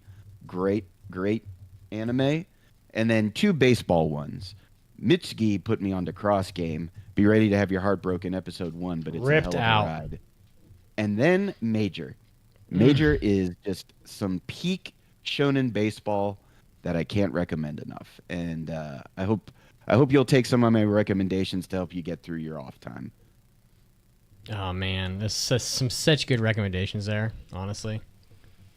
So good, nice work with that. 12 weeks is a long time. It's a long time to have a broken hand. So I think you need some long anime. Major is long. That'll keep you busy for a good while. If you want some cool manly stuff, I would say like Legend of the Galactic Heroes is pretty long, very involved. If you have lots of time on your hands, it's probably a good one. Space Brothers might be coming back soon. So that manga is done, I think, and that means that they have a hell of a lot more anime to do. And Muta, well, he hasn't been to the moon yet, so we got a lot more to do. And so you should catch up on... I mean, Space Brothers is fucking incredible. I mean, just so you're ready to roll when the new season comes out. I would say Ippo. Oh! Such a fun, easy watch. God. Or Initial D. Lots of episodes. Lots of episodes, too. Yep. Lots of episodes, fun, easy watch. And then, Initial D just because it's fun and it's a little bit shorter. Not quite as long, but you still got quite a bit of episodes. So if you finish Ippo, you can go over to Initial D. 50 or 60 episodes, probably. Yeah. And speaking of trying to fill 12 weeks, if you want to take here it comes. Leisurely time, boy, here we go. Just a simple 18 episodes a day, nice leisurely pace. You can get all caught up on One Piece and still have a full month to spare to watch all these other shows. 18 episodes a day. Jesus. That's 6 hours a day. And also, I did want to point out the reason I pulled this question was not to recommend One Piece. I'm just going to do that anyway. But it's because in my line of work, the injury you have, my friend, is called the douchebag fracture. Because usually it's from some douchebag swinging a punch and hitting the wall. My brother had one of those when he was in the Army. I'm not changing what I said. Yeah. No, for real, though. His girlfriend did something and pissed him off, so he got in a fight with a locker. Oh, yeah. Oh, my God. The number of, horny 15, 16, 17-year-old boys who would come in through the PDR, because they were technically young enough for that, they called it a boxer's fracture. But I'm like, no boxer gets a boxer's fracture because they know how to throw a punch. It's all some, horny, raged-up teenager who hit a locker, hit a wall because his girlfriend pissed him off. Well, I think my brother was 18 when he did that. Yeah, 18, 19. Yeah. I mean, I have to assume, I know that dudes that do a lot of Muay Thai and stuff, they'll smack their legs with garden hoses and all trees. Anything they can do to create microfractures in their bones to build that calcification up. These boxers, man, their hands are all grown over because they've had microfractures. It's always, man, a boxer could probably punch a locker, wouldn't break his hand. It's the little 16-year-old that's whose little weak little hand is unprepared. And he just shatters his fucking hand. Oh, what a little Kyle who's jacked up on white monster and frustration. Not Tom though. Tom is a badass. Not Tom. Yeah, not Tom. We love you, Tom. Yeah, we love that, and we love it. Yeah, Tommy Guns. That's what we call him. Tommy Guns. All right. Well, it's time for Dragon Ball. It's time for A new adventure. It's time for Toriyama's last thing. Do. All right, so Dragon Ball Daima. So I think I probably passed this. I think we did. No, this was listeners. Really? Oh, we failed it. Okay. We failed this? Correct. Oh, This was a wow. listener's choice. Thank you, Raggedy, All for right. keeping us straight. Well, we watched it on Crunchyroll, Dragon Ball Daima. So it's probably, I don't know, I guess it's on Netflix too, but we watched it on Crunchyroll. It is. So this takes place, this is going to be a long discussion. This takes place after Buu Saga and before Dragon Ball Super. So there's no Dragon Ball God Super Saiyan, blah, blah, Ultra Instinct, whatever. None of that's in here. So, Goku defeats Majin Buu, and presumably the story is over. However, there is a demon realm where a king named Goma is, I guess, feeling very threatened by the people that defeated Buu, because Buu is, as you'll see through the course of watching this anime, of the demon realm as well. Yeah, and you'll probably remember that because of like Dabura and stuff, and there were lots of little demon characters. But nobody was thinking demon realm back then. You were just like, oh, it's Dabura. So, I don't know. Anyway, so Goma, feeling fearful of the warriors from Earth, trying to launch this like preemptive strike, gathers the Dragon Balls from Earth and wishes all the Dragon Ball characters to become children. So, and he kidnaps Dende so that they can't wish themselves back. And Dende's a baby. And Dende's a baby. Little baby. Yeah, he was like 10 to begin with or something, 15. Just He's a little punching. baby. He's punching walls too. He's probably horny. I mean, come on, he's green. He's not getting. Guy's just sucking his thumb. Yeah, now he's just sucking. Yeah. So now all the little kitties must go to the demon realm and rescue Dende and get their bodies back. That's basically the story. And that's the adventure for you. Nazo, nazo, na. Blah, blah, blah. Okay. So, directed by Yoshitaka Yoshima, who He does mostly Toei stuff, so One Piece, Fairy Tail, Dragon Ball stuff. Yeah, so you're a fan. You're a fan of him. I mean, listen, he may not be the GOAT, Megumi Ishitani, but he does some good work. I see. Obviously based on, well, it says we have original here, but this is sort of an original because it's Dragon Ball, but it's not based off of like a manga story. So it's a Toei animation property. So most of us probably had a pretty good idea what to expect going into this, but I'll start with Raggedy Doctor since he's the shonen nerd. So what do you think? So there were a lot of online rumblings. You could not escape talk of Dragon Ball Daima, and it's pronounced Daima. Lady Emery, I love you to death, but it does hurt me when I hear Diamia, or however she was saying Diamia? My sweet, sweet wife. Get her ass in here. But where is she? I don't, Minnesota, I would assume. Anyway. That's why she talks like that. Minnesota. That's fair. Daimada mama. You couldn't escape spoilers. You couldn't escape talk of it, and it was a lot of it was fairly toxic. So I was like, oh boy, here we go. It's GT again. It's Super again. Whatever. Let's see what it is. So does this happen? That was my thought going in. So I haven't been part of the online bitching space on forums or Reddit or whatever for lucky you. Ever. My whole life, I think. So were people bitching and screaming during Super too? They were, but not as much. Yeah, definitely not as much. It feels like each successive series, there's just more bitching. I would say also the discourse was a little different because there's still debate out there as to whether or not Daima is even canon or not, whereas Super was obviously a direct continuation of Z, so I know a lot of us were just happy to get more of the story. Well, I thought Daima was done by Toriyama. Why would it not be canon? Because people like to. We can talk about that in spoilers. We can talk about that in spoilers. Okay. Yes. All right. Pancake, lady second. I didn't have a whole lot of expectations. We've seen some of the Dragon Ball movies that have come out. I did not watch Super just because of how it looked. I like ass.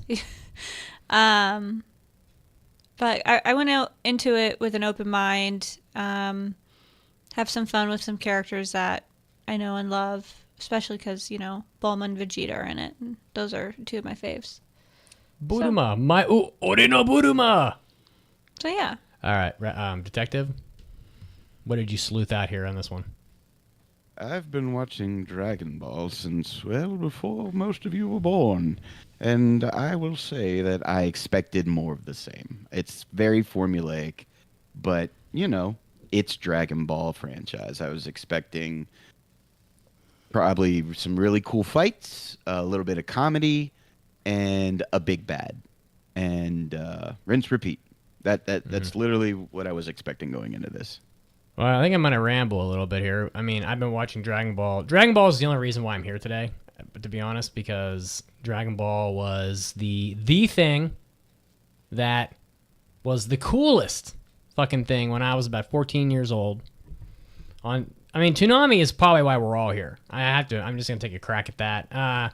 Toonami is way more influential in a whole generation of people's lives, and I think people realize, if you really sit down and think about it. And I'm more of a Dragon Ball guy. Well, I guess I'm answering the wrong question here. We'll get to that in a second. I expected a lot more of the same. My expectations for Dragon Ball are a bit low lately. I do not think that Dragon Ball Super is all that good. People seem to love the Universe Tournament arc, although I thought it was bullshit. I think that, Dragon Ball, Super Saiyan God, Super Saiyan, and Super Saiyan Ultra Instinct, and all this Beast Gohan. I'm not really into any of this stuff. I'm definitely not into Giant Yellow Piccolo or Orange Piccolo. That was ridiculous. I don't think that the movies have been very good lately. I liked the last one, the superhero one. It was okay. I would say. Because Piccolo was in it a lot. I don't know. I mean, Toriyama's just getting a little silly as he gets older. Well, he's no longer with us. Well, you know what I mean. So we had Boo that ate nothing but chocolate and was obnoxious. Then we had Birusu, who's obsessed with cake and shit. What is with Toriyama and peak characters who just want to eat cake and sweets? It's so bizarre. But yeah, I didn't really expect a tremendous amount. I was hopeful, but I didn't expect much because, let's be honest, it's been I don't even know. Dragon Ball hasn't been peak since Gohan killed Cell. I'll fight for Dragon Ball to the last bit of my life, but to me, Gohan killing Cell in the 90s or whatever was probably the peak of Dragon Ball Z, and that's. Let's not act like the Buu Saga was some amazing thing. I don't think it was. So that's my expectation. So was that everybody? Did we get everyone? Now that I've blackpilled the whole group. Mm-hmm. Sure did. Well, Raggedy Dodger's sitting here nodding the entire time. So Raggedy wrote a brick here. I want to talk a little more. Your brick's a little bit bigger than mine. I hate the spoiler section of this podcast, honestly. I think it's just where everybody quits listening. So I want to talk more than we normally do in general on every episode in the spoiler-free section. So with that said, do you like this, Raggedy? Would you recommend it? So this show is a love letter to Dragon Ball for all the good and all the bad that comes with that. You mentioned Toriyama has gotten sillier as he got older. I would contend that he has been this way the entire fucking time. If you go back to OG Dragon Ball Episode 1, you have, Blue Emperor Pilaf with his ninja dog assassin assistant.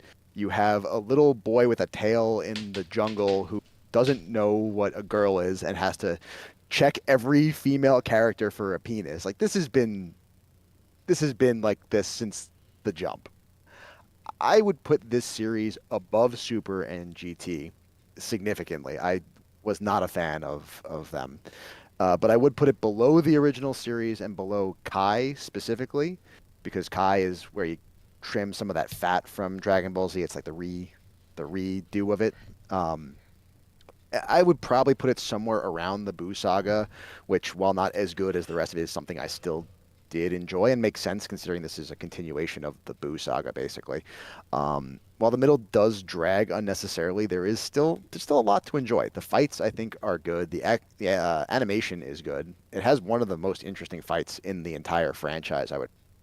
And it's pretty funny. And there's a really good core theme of finding strength in unexpected places that ties the whole story together, which I think is part of what's missing from GT and Super. I think it's recommendable, particularly for Dragon Ball fans, is what I would say. And my hot take is that, honestly, if you really do not like Daima and do not think this is a Dragon Ball, I would argue that maybe you don't like Dragon Ball, and maybe you just liked being 10 years old and watching cartoon. A little bit of a nostalgia factor seeping in. That's my hot take. I'm sure you guys will disagree with me, but that's where I'm at. Pancake. Downloading. No, I want to word this correctly. So, I agree a lot with what Raggedy said. I think there are some really boring, bad episodes mixed in, but it still has the spirit of Dragon Ball and Dragon Ball Z that I like a lot. The characters are very true to themselves, which is, I think, the most important thing about Dragon Ball. There's the comedy that's mixed in is really great, and we can get into that a little bit more in depth later. However, some of it is just too silly. And I know Toriyama's real silly, but it's almost like a rehashing of the silliness, almost, where it's like, oh, you're giving me a carbon copy of this villain, and we're just dealing with that villain again. Like, the big bad in this reminds me of Pilaf most of the time. Well, and when he's fully grown, he reminds me of Jiren, or whatever the fuck his name is. And then Majin Goo is just a shitty version of Majin Buu. And then there's Majin Do. No, Majin Ku. There's Majin Do also. It's Ku and Do. There's no Do. Ku Do. It's Boo Ku Do. Oh, okay. If they had another one, it would be Majin Oo. Well, I like. Should have kept going. You're thinking of Mitsugi, who's Majin Gooner. Yeah, he's Majin Gooner. That's right. But I do like a lot of I do like Majin Ku. I do like Pansy. I like her. I did like what was his name? Galorio? Yeah, Glory Hole. You Yeah, liked I like Glory Hole. Oh, man, I don't know. Glory Hole was good. So, I liked it. I enjoyed it. But there were, like the episode where they're all tiny. That was just stupid. Oh, the giants? That was just, I was like, this is a boring episode. There's some throwaway episodes, and then there are some that are really funny and engaging, and the fights are really fun. Especially when you've got Vegeta and Bulma around. So that's my take on it. I would watch it if you like Dragon Ball and you're just itching for more, but I would agree with Raggedy that it's like, I couldn't watch Super. I thought it looked like shit. I watched a little bit of GT. I didn't like it. So I would definitely put it above both of those. I want to go back and watch GT, actually. GT had a resurgence in his last few years. I want to go back and explore that. There's some fun stuff in GT. Again, I think the biggest problem with GT is it doesn't have a good connecting theme or storyline. It's just kind of like that's where I don't want to talk too much, but I think Daima does a better job of balancing the nostalgia factor, where GT is just like nostalgia. Yeah. And it gets sickening. Detective? All right. So I probably have a different perspective than most people in here, just because my first exposure to Dragon Ball Z was in my 20s. I was in college when it really came out in the States. So I still love the Dragon Ball franchise, and I didn't have huge expectations for this show. Having said that, it still has enough in it, hitting the nostalgia points, the comedy. It has enough that it is, at its core, a Dragon Ball product. And if you wanted more, this gives you that. So if you are a fan of the franchise, then you should absolutely give it a shot. Just don't go in with wild expectations. But I will say, I actually did not hate Super as much as the rest of you did. So, you know, I put this above GT, but below Super. That's just where it falls on my scale. I don't hate your take is probably the general take from what I've seen. Most people put it probably where you have. I don't hate Super. I just think Super had a lot of arcs, and they were hit or miss. There'd be a good arc, then a bad arc, then a good arc, then a bad arc. I don't know. I'm going to go back to something Raggedy said, that Toriyama has always been silly. Well, I agree, but I don't think he's at his best when he's being silly. So if you really think about it, at least for me, the areas of Dragon Ball and Dragon Ball Z that are the best are the very serious sections. Most of Dragon Ball Z is serious. There's not much. From the very beginning, Raditz is kidnapping Gohan. Goku dies like immediately. The Saiyans are coming. Everyone's training. We're fighting. We're going to save the Earth. Then we're going to and then we got to go, wish everybody back. So they go to Namek, and then they're looking for the Dragon Balls. People are dying on Namek. We're fighting Frieza. Frieza kills Krillin. He kills Vegeta, blah, blah, blah. Then the androids are coming. There's not much room for silliness. Okay, Goku got his driver's license, right? But I'm willing to say that probably 8 out of 10 people probably like Dragon Ball Z better than anything else. And even in Dragon Ball, I would say it's at its best when they're doing the tournaments, when they're dealing with Demon King Piccolo and all this. I am not a huge fan of Toriyama when he has characters shrieking chocolate. Like, that is just that's not why I'm here at all. Like having Boo eat every piece of candy on Earth or whatever as humans in candy form and all this. I don't think it's where he's at his best. That said, this series got better as it went on, in my opinion. It started off okay, and then went downhill very fast, in my opinion. I think that episodes 3 through like 10 were, at least for me, as I recall, it's been a while, barely watchable. They were just way too dumb. Goku's just shrieking about food. Everyone's like green or pink or blue, and I'm just like, this is so annoying to look at. The character designs are killing me. But I think it did get better as it went on. And then by the end, it was actually like, oh, okay, this actually did something. And tried to make its mark by bringing a couple things that were kind of not canon back into the fold. We'll talk about that later. And I almost didn't finish this today. I barely got it watched, but I knew I had to finish. If it had been 26 episodes, I wouldn't have been able to get it done. But there was some stuff at the end that I knew was coming, and I had to see it, basically, and we'll get to that. But I would say that this is something that I think is probably only recommendable to Dragon Ball fans. I think we're way too far down the line at this point. Too many characters, too much stuff to be referenced for a new person to jump in. I really think if you're new, you may as well just go watch Dragon Ball Z and have the time of your life, because that's fucking peak shonen, in my opinion. And, enjoy that. And if you want to keep going afterwards, then by all means, because I think it's true. This is kind of like the ninth arc of the Boo saga. Since that shit's like 100. Pretty much. This is just Yeah, this is definitely a continuation of the Boo arc. Yeah, well, if you think about it, Boo dies. Goma's like, oh, what the fuck? And then he comes and makes everybody small because he feels threatened because Boo was killed. And then it just continues.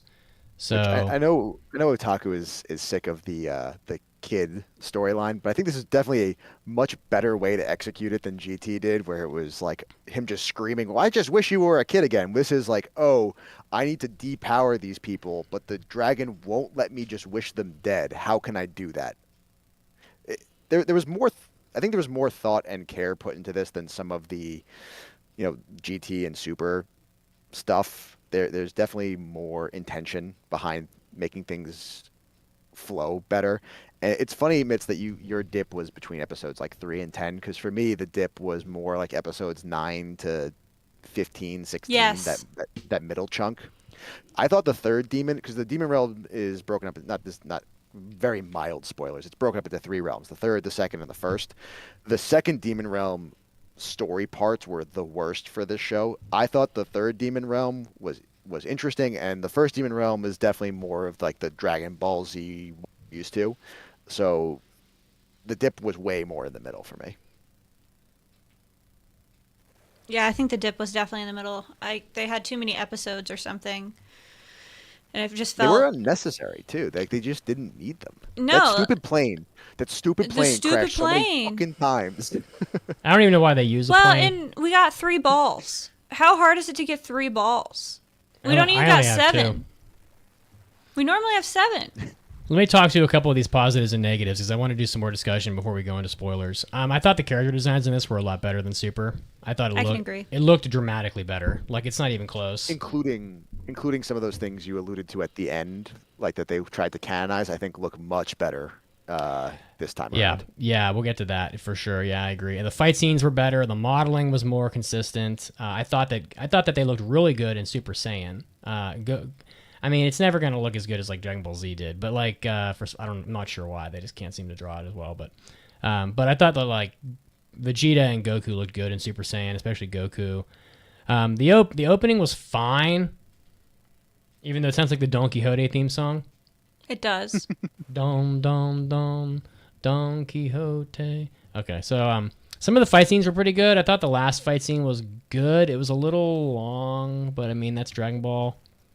I feel like people rip on the Frieza fight a lot, but people forget that the Frieza fight had so many different milestones in it that made it interesting.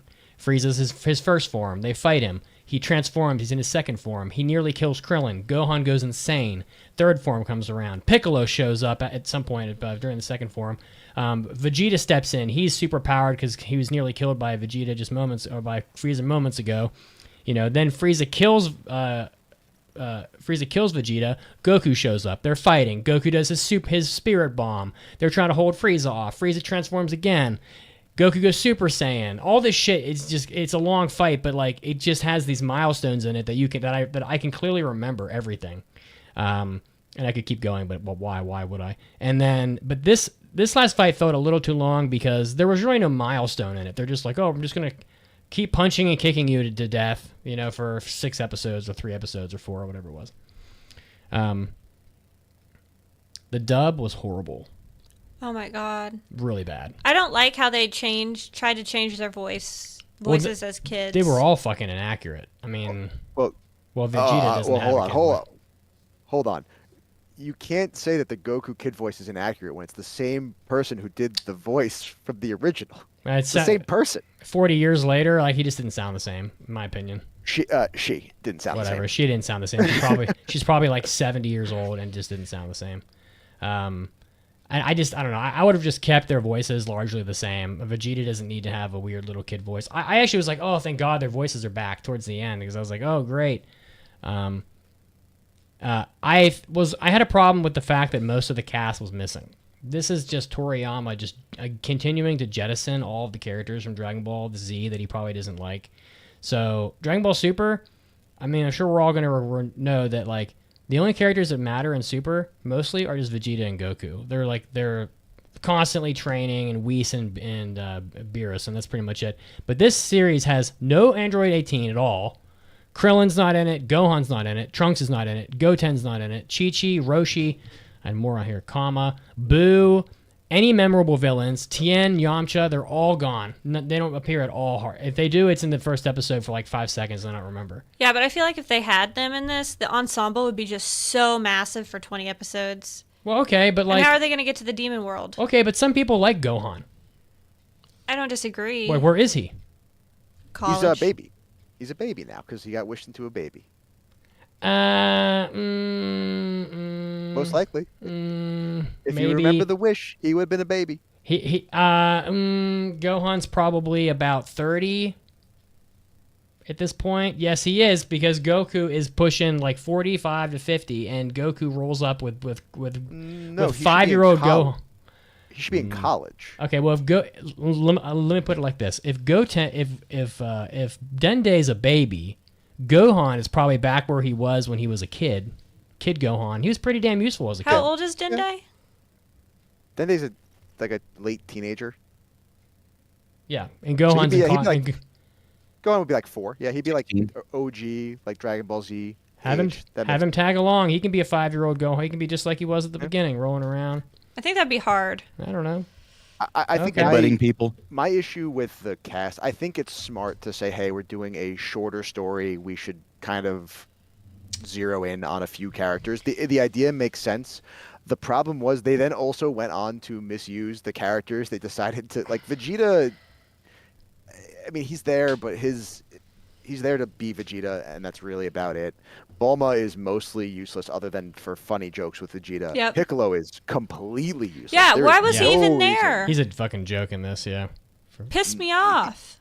He's there to... You could argue without Gohan, Piccolo, I don't know. The later the series goes, it's the Gohan and Piccolo dynamic that people really enjoy. So the fact that you don't have Gohan really does kind of remove Piccolo's usage in my eyes. Yeah. Yeah, they're definitely much more... They could have had a better third wheel or fourth wheel than Piccolo, and which shows because he did fucking dick. He did nothing. Yeah, he was actually a negative contribution, I think, really overall. Yeah, I don't know. And then, like, I think you said this, but, like, no one really does much fighting except Vegeta and Goku again. So... Yeah. And I do think that Goku's fights, he's got 3 particular standout fights that I will get more detail when we do the spoilers, that I do think are genuinely really good and worth watching kind of in and of themselves. I don't know. The negatives are definitely real. This is not by any means a perfect work. I think part of the problem is with, we talk about this, the silliness. Again, Toriyama's always been silly. They beat the Invisible Man back in Dragon Ball by flashing Master Roshi and having him nosebleed on the Invisible Man. Like, this is... it's not always serious. First ever wish with Dragon Ball is for underwear. Like, come on. Yeah. Why are you looking at me like that? The problem is it oscillates a little too much in Daima, where it's like they go a little too far for some of the scenes, and I think that has less to do with Toriyama and more to do with the fact that there were other people who put input into this and kind of forgot that Kid Goku isn't actually a kid. He's still an adult. Yeah, and that's weird because they do oscillate with that a lot. Like, he'll act like he's totally stupid for sometimes, and then he'll be like, oh, this is normal stupid Goku. Yeah. Because he is stupid. Let's be real. He's always No, he's stupid. His IQ's like 75. But... Listen, he had a traumatic brain injury. We've got to cut him a little bit of slack. But sometimes he's just like so dumb and he acts like a child and like the whole pooping bit got old. Oh, no. I'm talking about normal stupid Goku is traumatic brain injury, so I cut him some slack. Yeah. There's about 100... Boy, we're just going to talk about Dragon Ball forever and never get to this thing. There's about 100 episodes in Dragon Ball Z where Goku is not stupid. Everything from, like, Namek all the way through the end of Cell, Goku is just a wizened fucking badass. Yes. He's most brilliant move of giving sensu beans to Cell. Brilliant tactic, honestly. It's how he is because he's merciful and wants to have a fair fight. I feel like that's happened a bunch of times. Yeah. Just like how Goku I would argue is very stupid. It is stupid, just like how he never wants to kill anybody, and he still doesn't want to kill anybody, but he really should be more like Vegeta. But, like, I'm just saying, look, I will die on this hill that the best thing Dragon Ball ever put out were the OVAs. The history of Trunks OVA and the Bardock OVA are the best things Dragon Ball's got, and they are bleak and serious, and they are awesome. Nothing's ever gonna beat looking at Gohan laying face down dead in a puddle and then having Trunks go fucking crazy and go Super Saiyan. That is one of the best moments in Dragon Ball, and there's nothing silly about it. And if we had Boo in there screaming about chocolate, it would have ruined it. So that's how I feel about it. But that's fine. I don't disagree. I think the reason it works better in Daima is, again, because there is a bit of a throughput of the theme, of the idea that you're finding power in unexpected places, that they come back to that constantly, and it's not overt where they're just saying, well, I didn't expect him to be so powerful. It's just everyone underestimates Goku because he's a kid. Everyone underestimates Vegeta because he's a kid. Even when we get to there's a discount Ginyu Force that shows up. Oh yeah. They mistake Majin, Ku, and Do for kids, even though they are much stronger than them. It's a constant thing that comes up, which works better when you're being with the silly atmosphere that they're going for. So I'm not saying you have to necessarily like it, but at least it fits and it makes sense and it works as a story more so here than if they were just being randomly silly to be silly. You guys want to go to spoilers? Let's do it. Yeah. Yep. Otherwise, I think we're going to keep Spoilers are coming. talking in circles about Oh my god. OG Dragon Okay. Ball. I think we need to talk about Daima so we can get this thing scored. Can I talk about the fights real quick? Because Yeah, let's talk about the fights.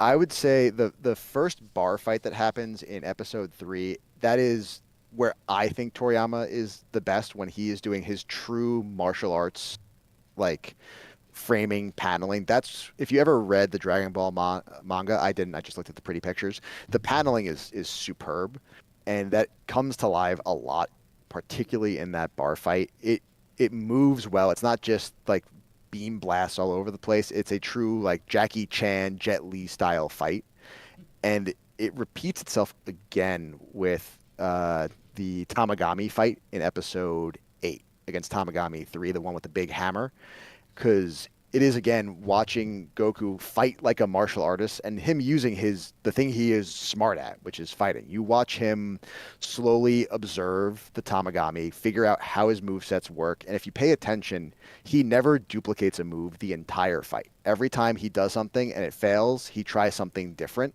except for one time when he uses it to like kind of bait out an expected response to then counter that again. And you watch it cycle until a point where Goku realizes, oh, this is how I win, and then he just turns on Super Saiyan and uses what he learned in the fight to win.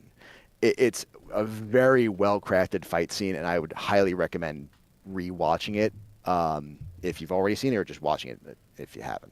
Raggy's in here. Raggy's up in here talking like Joe Rogan on like the ringside UFC commentary. It's like, oh, he fainted and baited a response, and all. I was like, geez, I'm blushing over here. Yeah. I like watching intelligently crafted, well choreographed fight scenes, and I do think that they are very well choreographed in Daima, particularly that one. And I think the worst fight, though, Raggedy, was the fight with Vegeta to get against the Tamagami. Yes. That was dumb as hell with the Kraken over and over. I was like, this is the third time. And again, part of that, too, is I think they didn't know. Toriyama does not know what to do with Vegeta. He never knows what to do with Vegeta. And I feel so bad for that. Make him lose every fight he's ever in. Because Vegeta's a great character, and I think he's just used kind of like a joke like Yamcha a lot of the time. Yes. Because there's no thematic purpose in that fight. There's no character story to be told in that fight, and that's why it's just a lot of hacking and slashing, beam blasts, and you're like, okay, what? Even his silly Kraken gets eaten by the Kraken. Well, it's like the Tamagamis have like that the secondary challenge after you beat them, which I didn't hate it because it makes. I mean, yes, it's silly, but again, it fits with the theme of like Goku when they're doing the shell game. It's like, oh, you'd expect Goku to suck at the shell game, and everyone else is like, where the fuck could it possibly be? And then, oh no, the answer's actually right there. Even with Majin Du and Majin Ku, it's great because it shows you that Majin Ku is actually because he's supposed to be a joke character, but they put in these little plot beats of him being useful, and that's one of them. For Vegeta, they could have done something with that. They could have made it be like, oh, Vegeta's pride got in his way and he fucked it up, but they just had him blurt out an answer and it happened. Like it was that the Tamagami 2 fight is the biggest dip in the series. Yeah, I think so too. Like that section when they all get together is the worst, and then it picks back up again for me later on. I mean, predictably, I'm going to say the worst fight is the other Tamagami fight that we didn't talk about yet, where Majin Du is freaking out halfway and having a temper tantrum on the ground about chocolate. Like it's like they stop the entire fight, and he's fighting with his ass for most of the fight anyway. He's just like bouncing the guy. Are we even having a fight? And then I felt so bad for these Tamagamis. Like it's like, oh, you lost your Dragon Ball, and now you're useless. Your purpose in life is gone. Yeah, they just kind of stand there. Yeah, I just didn't think that fight was like, I don't know. It's just, why even have the scene? Like I don't know. Didn't work for me, really. But it wasn't that long either. So. Well, yeah, because it was spliced with... Oh, go ahead, Otaku. No, I was just going to say, overall, I think we can all agree that, being that this was Toriyama's last Dragon Ball project, a lot of the combat stuff did ultimately land, but I feel I don't know. I want to address the elephant in the room, which is making Super Saiyan 4 canon. I thought he looked cool.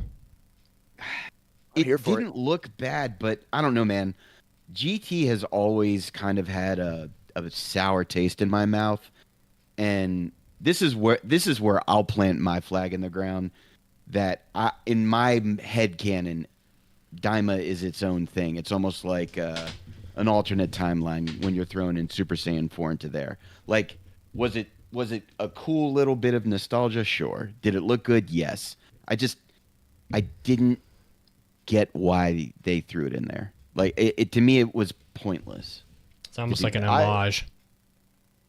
I like Super Saiyan 4 much better than the Super Saiyan God forms, because the Super Saiyan God forms are just, we've changed the hair color and we've upped the power level numbers, and that's it. Super Saiyan 4 was one of the things I liked from GT, because it's interesting. It's something different. It's like fusing that animalistic Saiyan like roots back into what like you're seeing. I that's part of why I like the new design with like the bigger forearms and like the monkey hands. Because it fits, and it fits a more animalistic kind of nature. If you watch how he fights when he's Super Saiyan 4, it's definitely more like barbaric. Yeah, it's definitely more aggressive. So it makes sense, and I'll tell you, I had chills reliving the Further Beyond scene. That gets me every time when he did that as Super Saiyan 3, and then when he does again, it's like, oh yes, here we go. I was sitting there, he goes to Super Saiyan 3, I'm like, give it to me. I know you're gonna say you wanted him to say, but he didn't. Yeah, he did. He said, "This is what it means to go even further beyond." I don't remember that. I was waiting. I was waiting for him to say it, but maybe I'll have to rewatch. It might not have been word for word, but he definitely says to go further beyond. There's also a scene. There's some other homages in this that I think. There's also a shot where. Oh my god, I'm not even going to be able to talk to it properly because I can't remember who it is. There's a scene where I think it's Goku. He's jumping like on some rocks in a fight, and it looked exactly like one of the Dragon Ball openings where Gohan is jumping up on like the mountains in the background. And I was thinking, this is maybe it looked so much like it. I was like, oh, maybe he's trying to connect the dots to like Dragon Ball's history here. We have the Super Saiyan 4, you know. Then we have that. You know, I feel like there were a few other things too. Like I feel like he's maybe trying to, I don't know, he's trying to reference his own work, I guess, in a way. But yeah, I think one of the other things I didn't like about the fights, because I think overall the fights were really good, especially the last fight. I did not like Piccolo in that last fight. He dropped that the ball. That was just so useless. Stupid, so useless, so stupid. It was a Yajirobe move. Let's run up behind him and hit him from behind. And then Ku gets it done, which is fine. I think it all worked out. La-di-da. Everybody's happy. Ku's going to be the Demon King, Demon Lord, whatever. Good on you, Ku, because I actually liked you. But to do Piccolo so dirty was just so disappointing. Yeah. Oh, yeah, I mean, he's how slow can you be, bro? Like, come on, man. Does not need to be there at all. Honestly, the entire series, he was pointless. For a dude that has like stretchy arms that can go forever, well, like, why don't you just shoot your arms at him? I mean, I don't know. He probably could have even done it as he was getting knocked away. I don't know. Well, Ku hit him with a book. It doesn't seem like he had to hit him that hard. Yeah. Well, hit him with a book 3 times. And Ku was weak. He was weaker, a lot weaker than. But he was smart. He was smart. Yeah. Oh, you're a Ku girl. I like Ku. He grew on me. At first, I was like, ew. I like Ku too, and I like Pansy. Yeah. I'm glad Pansy went back with them. If there's ever more Dragon Ball, we'll probably maybe Pansy will stay in it. She looked really cute sitting on the railing with all of them at the very end. And she's just an extraterrestrial Bulma to me. Yeah. She's what Pan should have been from GT. Like Pan was this useless, whiny, like constantly getting captured. Pansy was actually useful and interesting and like had some intellect to her. Did you guys laugh when Bulma made Vegeta tap out? Yes. Oh yeah. I actually had I'll never take a bath with you. I'll never take a bath with you again. And Vegeta's like, all right, I'm back. We're good. I Oh, had actually seen that scene. I think on like Probably when YouTube it Reels or first came out. something. Yeah, it's probably the most memeable scene from the series. And then it was coming up, and all I know over the he internet. hadn't seen it yet, and I was like, "Oh, this scene is funny." I said, "Watch this." He was like, "How'd you know that was gonna happen?" I was like, "It just came up. I didn't know when it was gonna happen, but I knew it was gonna come up." Is the other elephant in the room Vegeta just randomly getting Super Saiyan 3? I mean, Yeah, all Vegeta.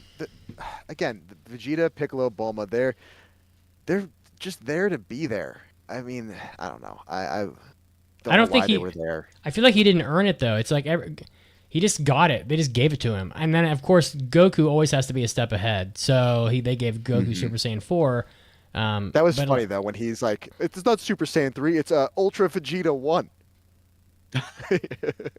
I like Vegeta. I like Vegeta. He gets beaten up on so badly by I do Toriyama. He just loses every fight he's ever in. I also gotta say, I hated the dumbass with the belt. What the fuck? I hated that character. Yeah, he was the worst. See, that's the kind of thing I'm talking about. That's never mind. Toriyama just seems like he doesn't care sometimes. It's like, oh, the most powerful object on Earth that makes you an omnipotent god is like on some fucking guy's belt for no reason. Yeah, but it's not a one of a kind. At the very end, you find out that this lady's got like 2 more. It's like a dollar store trinket he got from some fucking lady. Yeah, but it's like, just why? collecting dust in a pot. That's better that way though. That Yeah. as an after credit scene joke, that works way better than just I've been walking around with this on my belt the whole time. No, the as anime like a throwaway gag at the end is good. The anime went uphill most of the way. Like I thought it ended at a high point. I just thought that like Toriyama just doesn't give a fuck. He's like, okay, the omnipotent object, the Titleist, whatever the Oculus, whatever was. But it was so. It was so obvious because they had the eyeball on so many different things throughout like the demon world, like on the ships and like what have you, and it was on his belt.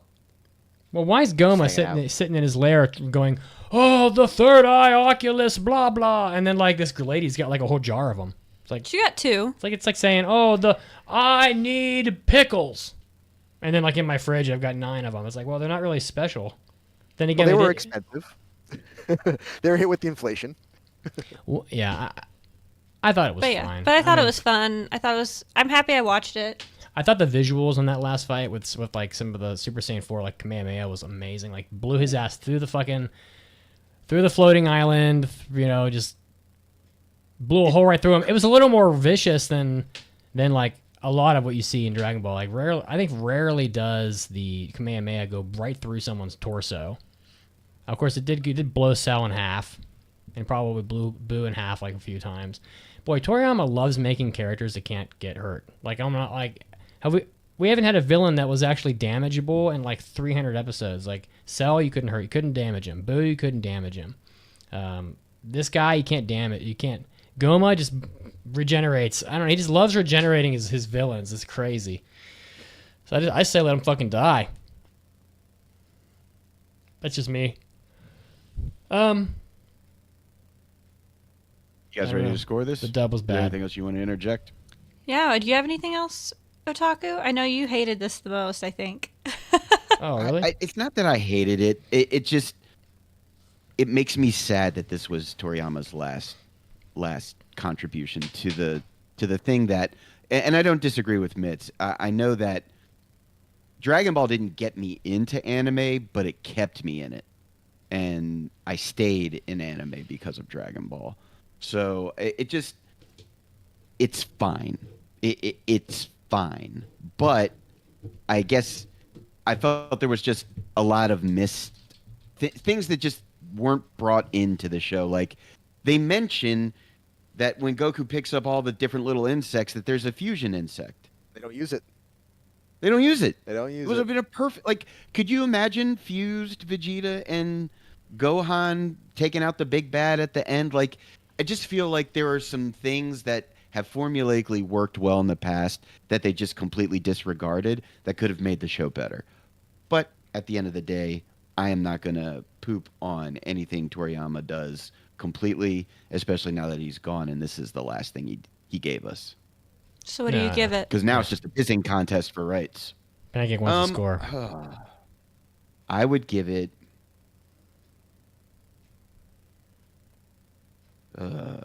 3